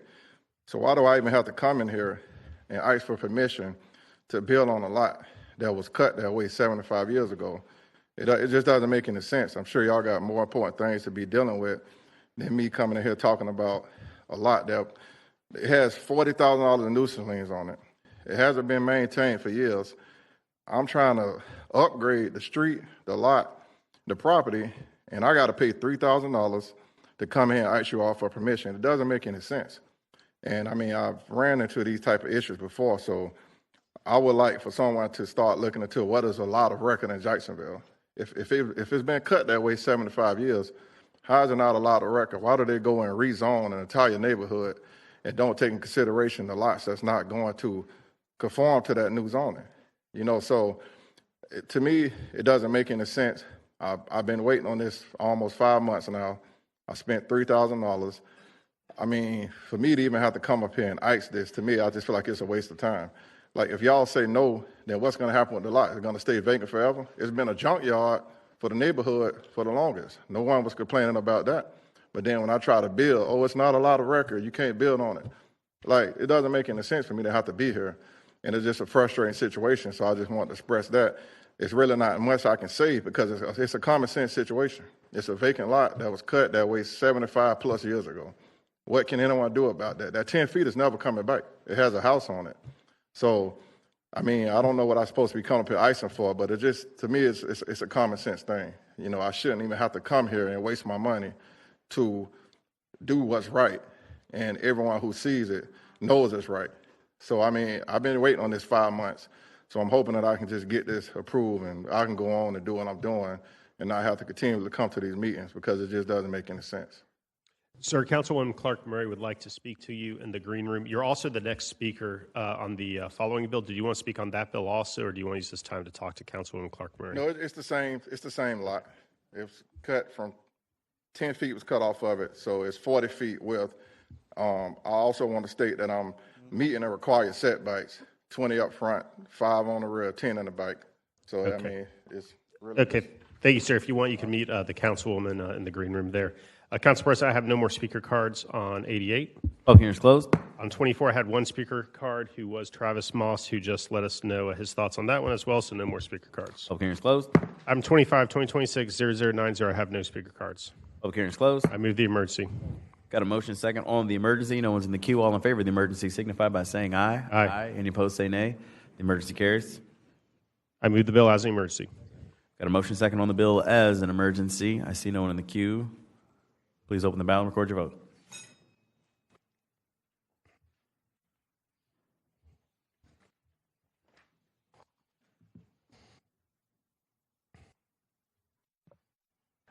Yeas, 0 nays. By your action, you've approved 2026-0090 as an emergency. Item 26, 2026-91, I have no speaker cards. Public hearing is closed. Item 27, 2026-92, I have one speaker card, Jamie Travis Leonard.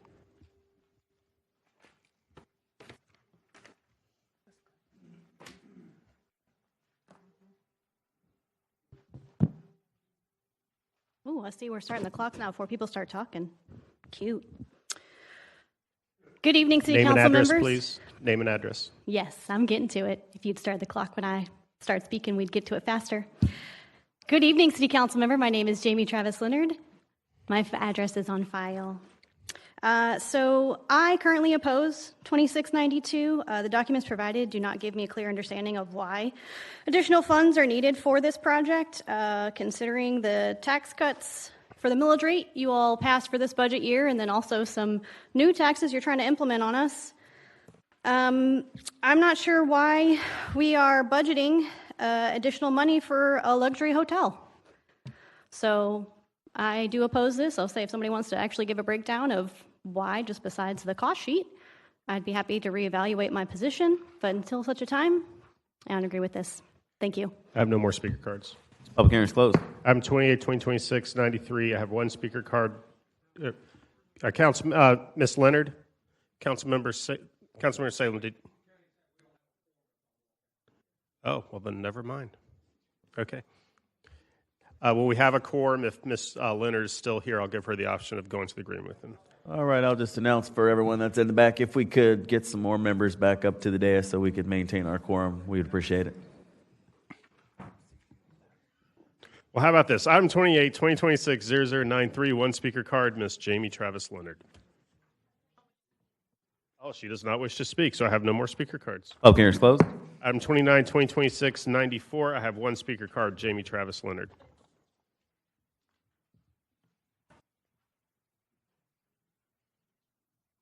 Good evening, City Council members. My name is Jamie Travis Leonard. My address is on file. I'm looking to take the new spot of John Nooney.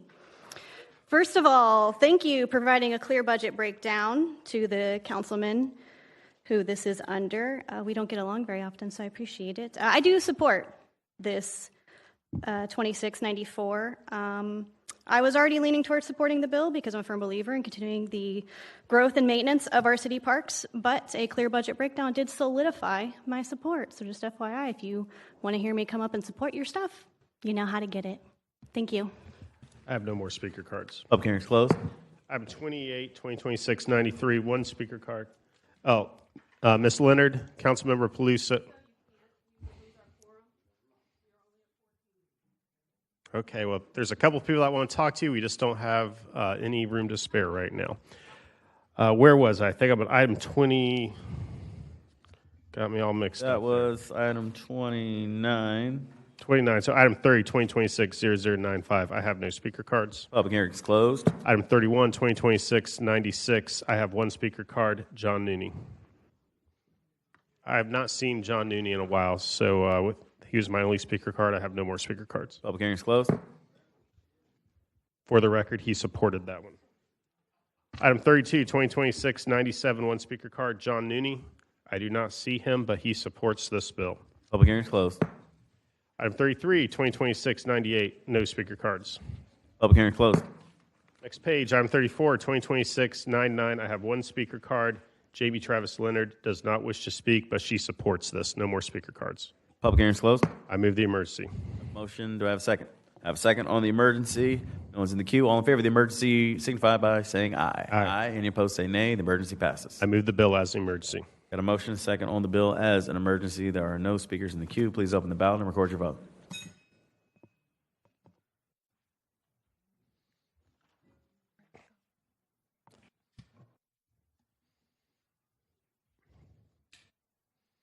Yeas, 0 nays. By your action, you've approved 2026-0099 as an emergency. Item 35, 2026-100, no speaker cards. Public hearing is closed. Item 36, 2026-101, one speaker card. Jamie Travis Leonard does not wish to speak, but supports. I have no more speaker cards. This public hearing is closed. I move the emergency. Got a motion, second on the emergency. There is no one in the queue. All in favor of the emergency signify by saying aye. Aye. Any opposed say nay. The emergency carries. I move the amendment. Got a motion, second on the amendment. There is no one in the queue. All in favor of the amendment signify by saying aye. Aye. Any nays? The amendment carries. I move the bill as an emergency as amended. We've got a motion and second on the bill as an emergency as amended. There is no one in the queue. Please open the ballot and record your vote.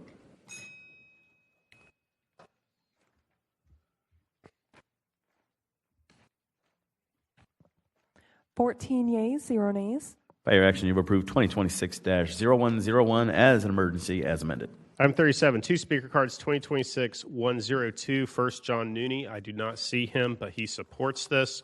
The second, Jamie Travis Leonard does not wish to speak, also supports this. I have no more speaker cards. Public hearing is closed.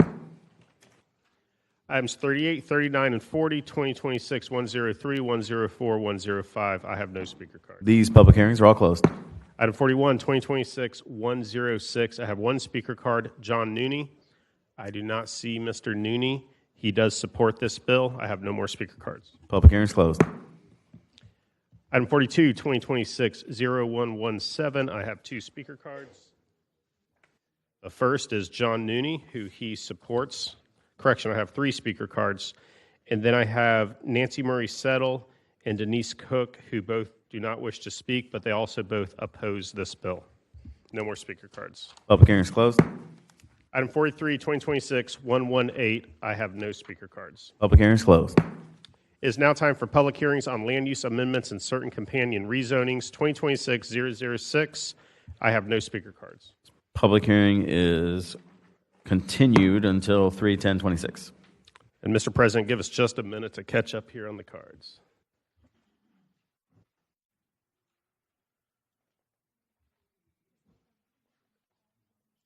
And Mr. President, I don't think we need to reopen the hearing, but just for the record, we did have two cards on the last one, do not wish to speak. Samantha Series and Jamie Travis Leonard, they both oppose 2026-006. Thanks for getting that in the record. And once again, calling to council members, we're getting thin on a quorum up here and having a hard time juggle all this. So if you guys could make it back to your seats, we'd appreciate it. Item 45, 2026-0007, one speaker card, Ms. Jamie Travis Leonard, who opposes this and does not wish to speak. Public hearing will be continued on 3/10/26. Item 46, 2026-0008. I have no speaker cards. Public hearing is closed. I move the bill. I have a motion and a second on the bill. I have no one in the queue. Please open the ballot. Record your vote.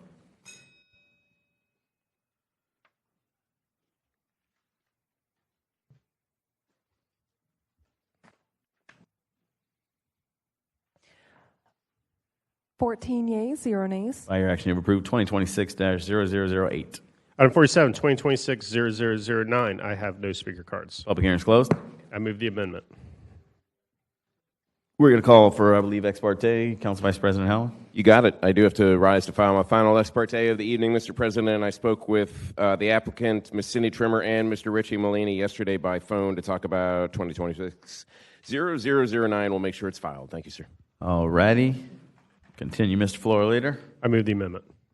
We've got a motion and second on the amendment. Councilman Gay, you're recognized. Thank you, Mr. President. I rise to declare ex parte communication. I had spoke with Steve Diebendahl on the phone about the details of this bill, and it's been filed with Legislative Services. Thank you. All right. Thank you, sir. We do have a motion second on the amendment. There's no one else in the queue. All in favor of the amendment signify by saying aye. Aye. Any opposed, say nay. Amendment carries. Move the bill as amended. Got a motion and second on the bill as amended. I have no one in the queue. Please open the ballot. Record your vote.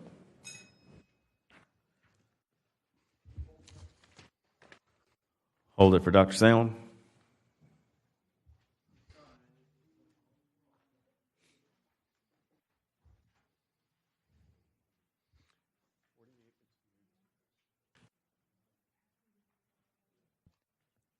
Sixteen yeas, 0 nays. By your action, you have approved 2026-0009. On item 48, 2026-0010, I have no speaker cards. And Council President, we will make a motion to postpone and keep the public hearing open on this one. So my motion is move to postpone, and I require a second. Right. Second.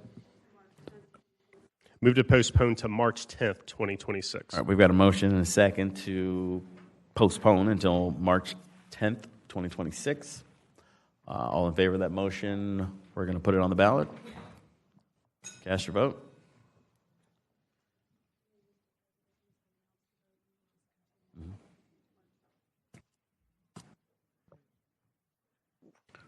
Sixteen yeas, 0 nays. By your action, you postpone 2026-0018, and we will continue the public hearing until 3/10/26. Item 49, 2026-0011, one speaker card. Ms. Jamie Travis Leonard does not wish to speak but opposes this bill. Public hearing will be continued to 3/10/26. Item 50, 2026-0012, I have two speaker cards. Both do not wish to speak. Samantha Series, Jamie Travis Leonard, and they both oppose this. I have no more speaker cards. Public hearing is closed. I move the bill. I have a motion second on the bill. I have no one in the queue. Please open the ballot. Record your vote.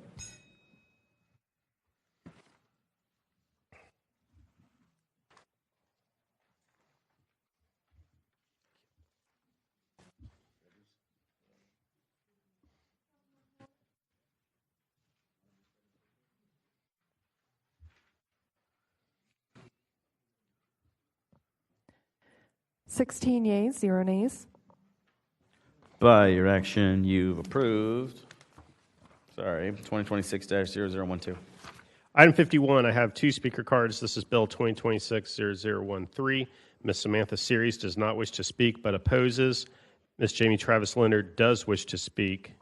Ms. Leonard. Good evening, City Council members. My name is Jamie Travis Leonard. My address is on file. I'm back, but don't worry, this is the last one. I know you're sick of me.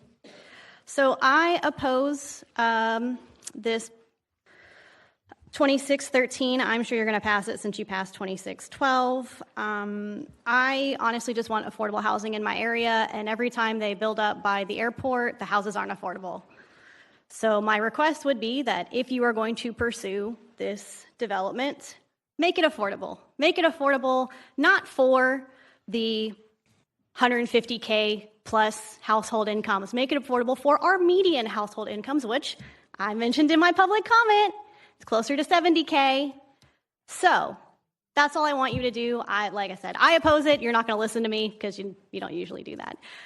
But please, do something. If you're going to build houses, how about we let people move into them? Thank you. I have no more speaker cards. Public hearing is closed. I believe at this. I'm going to this time. recognize Councilmember Gaffney Jr. if he wants to introduce his floor amendment. Yes, sir. Before I do that, I would like to rise to declare ex parte. I received a call from Zach Miller discussing conditions of this bill. I'll make sure everything get filed with legislative services. In addition, I do have a floor amendment. I'll let Ms. Mary Dillon expound on that. And I would like to get a second. You can get the second. Before we get in the weeds, are you ex parte, Councilmember Diamond? All right, let's get all the ex parte out of the way, and then we'll continue. Councilmember Diamond. Thank you, Mr. Chair. Mr. President, I also have ex parte. I spoke with Zach Miller earlier today about a potential floor amendment and removing the conditions. Thank you. All right, no one else is in the queue, so we'll go back to you, Councilmember Gaffney. Thank you, through the chair. So like I said, I spoke to Zach Miller. We discussed this yesterday. I think we discussed this in detail last week at LUZ. Got a call from him last week. We discussed the conditions. I met with the planning department. They was okay with removing this, I think the ingress, egress. But Dylan, if you could expound on it for me, that'd be great. Through the chair to Councilmember Gaffney and the full council, yes, the floor amendment would maintain the sidewalk condition but remove the traffic condition, and that is the floor amendment. With that, I turn it back over to the chair. Yep. So, and just to echo, it's pretty much a rural area right now. There's nobody out there, so just having a traffic study don't solve a problem if it's a rural area right now. All right, I think I heard a second, but can I get another one for the record? All right, so we do have a second, loud and clear from the floor leader. So before we vote on that, I need the applicant to come down and agree to this terms of this amendment. Mr. Miller, if you would, sir. You know better, sitting all the way in the back. You got to come agree to this. Zach Miller, 3203 Old Barn Court. Sorry, I was trying to bill some hours back there. I agreed to the floor amendment. I spoke with Councilman Gaffney from the reasons, and I believe he's conferred with both council and the planning department. All right, thank you. We've got you on record for that. We have a motion and a second. There's no one else in the queue. All in favor of the amendment signify by saying aye. Aye. Any opposed say nay. The amendment carries. Move the bill as amended. Got a motion and a second on the bill as amended. There's no one in the queue. Please open the ballot. Record your vote.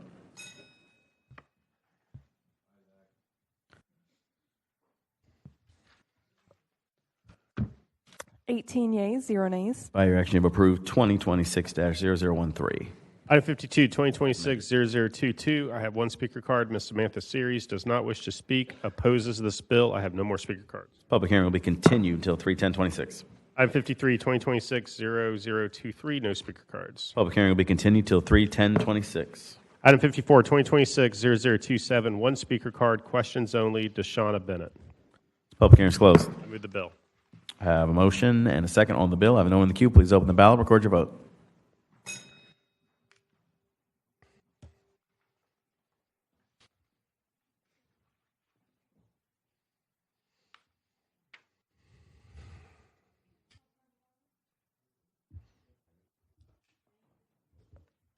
$18 yeas, 0 nays.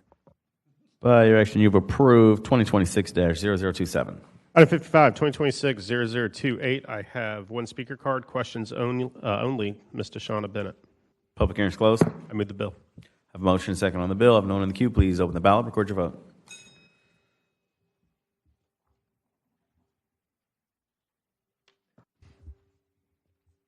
$18 yeas, 0 nays. By your action, you've approved 2026-0028. Item 56, 2026-0029. One speaker card. Ms. Deshauna Bennett. Questions only. Public hearing is closed. I move the bill. Got a motion second on the bill. No one's in the queue. Please open the ballot. Record your vote.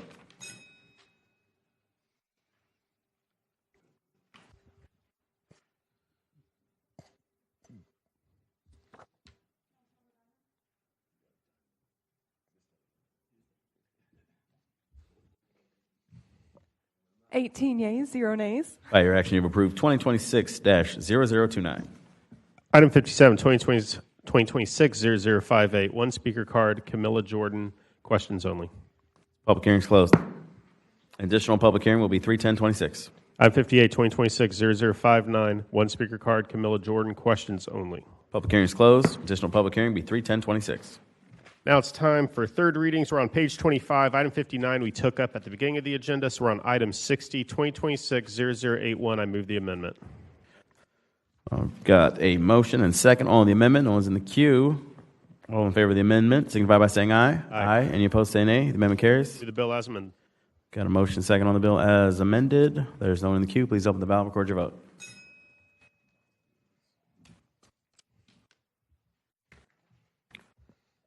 Eighteen yeas, 0 nays. By your action, you've approved 2026-0081. Page 26, third reading ordinances, item 61, 2026-0063. I move the neighborhoods amendment. On a motion and a second on the neighborhoods amendment. All in favor of the amendment, signify by saying aye. Aye. Any opposed, say nay. The amendment carries. Move the bill as amended. Got a motion and a second on the bill as amended. No one's in the queue. Please open the ballot and record your vote.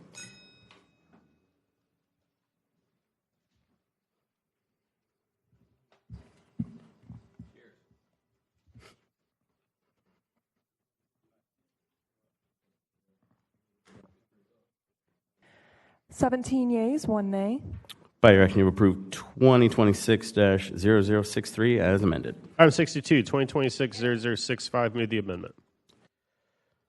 I've got a motion and a second on the amendment. No one in the queue. All in favor of the amendment, signify by saying aye. Aye. Any opposed, say nay. The amendment carries. Move the bill as amended. Got a motion and a second on the bill as amended. No one's in the queue. Please open the ballot and record your vote.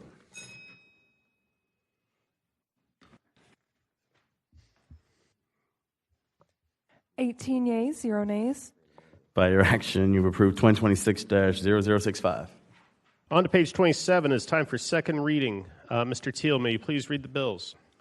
2026-107, 108, 113, 115, 119, 120, 83, 84, 85, 86, and 87.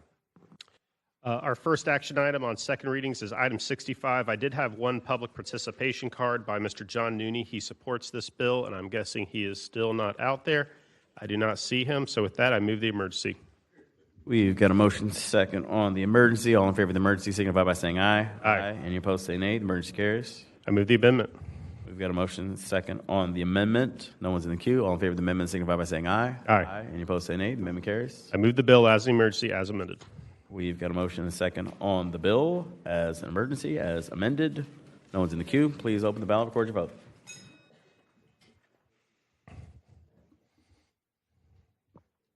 Eighteen yeas, 0 nays. By your action, you've approved 2026-0113 as an emergency, as amended.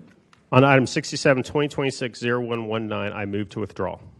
Got a motion and a second on the withdrawal. No one's in the queue. Please open the ballot and record your vote.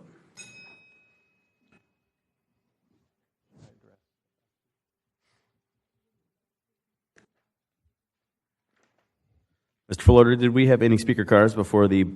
We did. I was going to say that at the end of the vote. We did have a speaker card, but since it was on withdrawal, public participation was not required. It was Ms. Bobby O'Connor who did oppose the bill as originally submitted.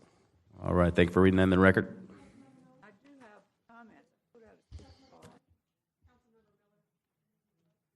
You didn't vote.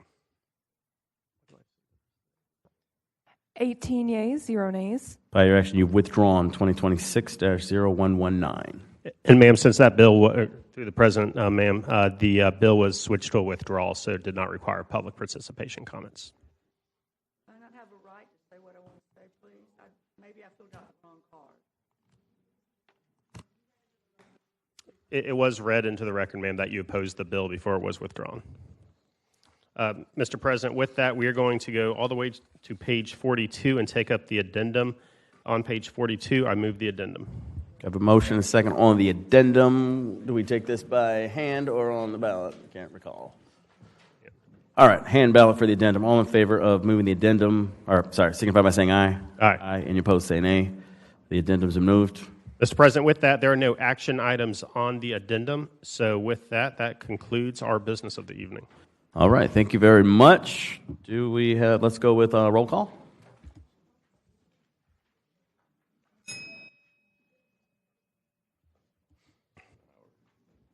Very good.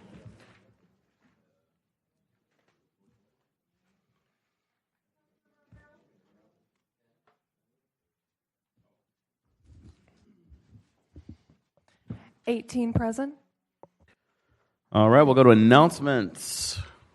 Anyone on the queue for announcements?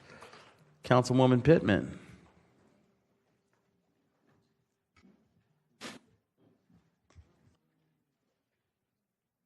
Council members, I, just want to thank all of you all that had an opportunity to come to Representative Terry Field's funeral, and your calls, their family told me to just express how much they appreciate you all coming and supporting the cards, text messages, so I really appreciate it. It's been kind of hard for me the last few days, but just want to let you know it wasn't gone unnoticed for you all being there for the family. Also, this past Saturday, I know you didn't think I was going to say anything. If any of y'all how many have been to the Douglas Anderson extravaganza? Have any of y'all, any of the council? Listen, that is something you don't want to miss. The students, I think they're from like age 13, 14 to about 17 years old. And the talent that we have in this community is just amazing. So this year, our own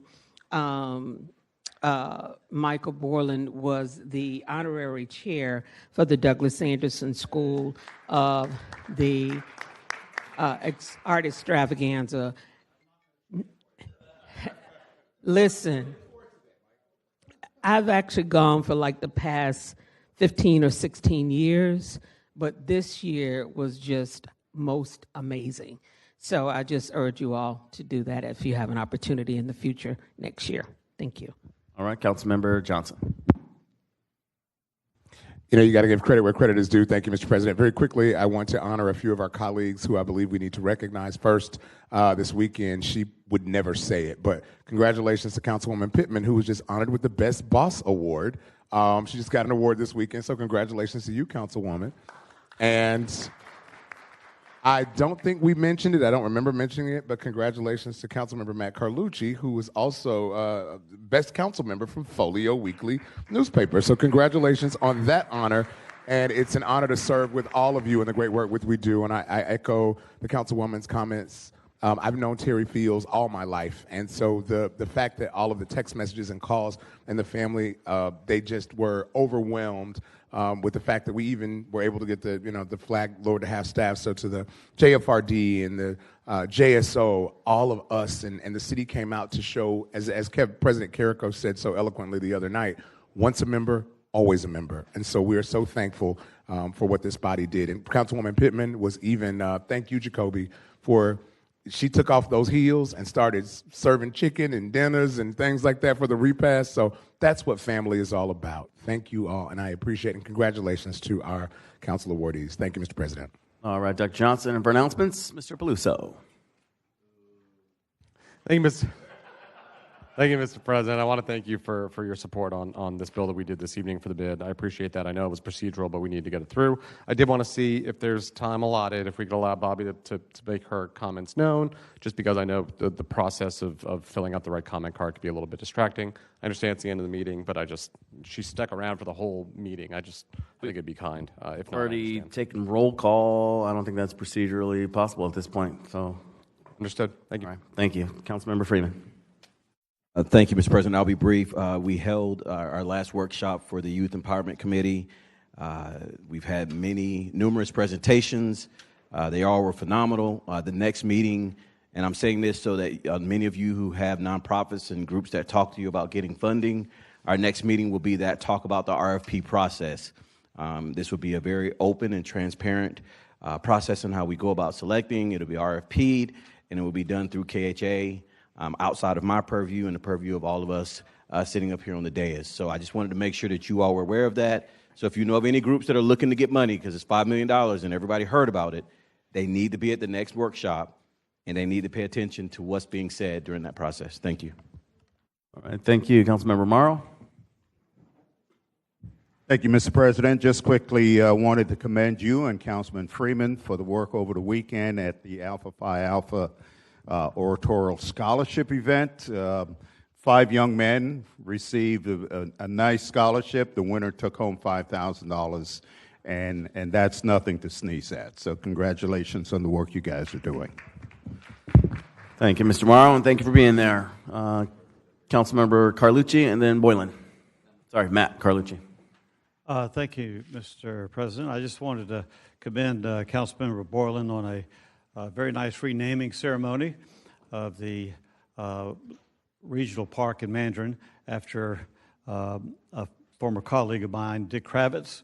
And I wanted to thank Councilmember Howland for being there. I thought that was very appropriate, and it was a really nice event. You did a wonderful job with it, and it was very well deserved.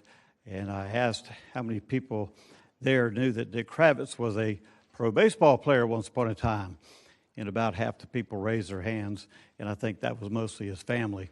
So, but it was a nice event. I also wanted to say something because he didn't do it himself, but the other Councilman Carlucci on this floor, this dais, did a great thing for the city, working with our council auditors. And I want to commend our council auditors for working with him on this and finding the $25 million, which in by and large, completely, with the exception of a little bit, paid for the completion grant on the Four Seasons complex. And I think that went unknown because he wouldn't get up and say nothing. So his dear old dad decided to get up and say that, but not without also including our council auditors. And I have an old maxim, I've told y'all this before, always lean on the council auditors. They will never lead you astray. And my son took that advice, and I want to congratulate him on that. That will make next budget season $25 million better. All right, and my wonderful assistant, Miss Lee, just informed me that one of our other colleagues received an award from the Jacksonville Omega Lamplighters, the Leadership Service Award to Dr. Johnson for hard work, commitment, and dedication to our community and our village. If you don't know, the Lamplighters are the youth organization of the Omega Psi Phi Fraternity Incorporated. We don't have any cues on the council, but we have love for all. We still have Councilmember Boylan in the queue for announcements. Thank you, Mr. President. Just very quickly, Mr. Carlucci stole my thunder a little bit. We had a great ceremony Saturday, and Matt, thank you for your participation, as well as Vice President Howland. And I should also note, too, in fairness, that Matt Carlucci was the DA extravaganza honoree last year. So I'll leave it at that. All right, no more announcements. We'll turn it over to the chaplain to bring us home. Councilmember Amaro, and we are adjourned. Huh? Oh, are there any birthdays? Sorry about that. Looking for you to be in the queue. We can stand for birthdays. Of two of our ECAs, Nancy Carlos, whose birthday was February the 17th, and also Brooke Dames will be March the 1st. Happy birthday. All right, Mr. Morrow.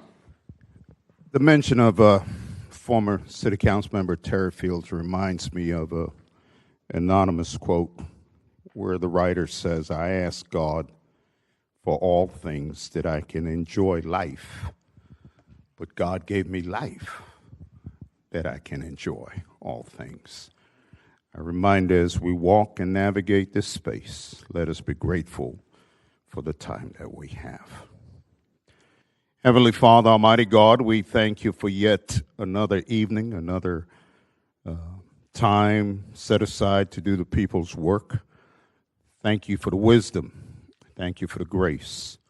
Thank you for the mercy. God, I ask you to be with us as we travel. Let us depart this place, but never your presence. Let us get home safely. In Jesus' holy name, amen. Amen.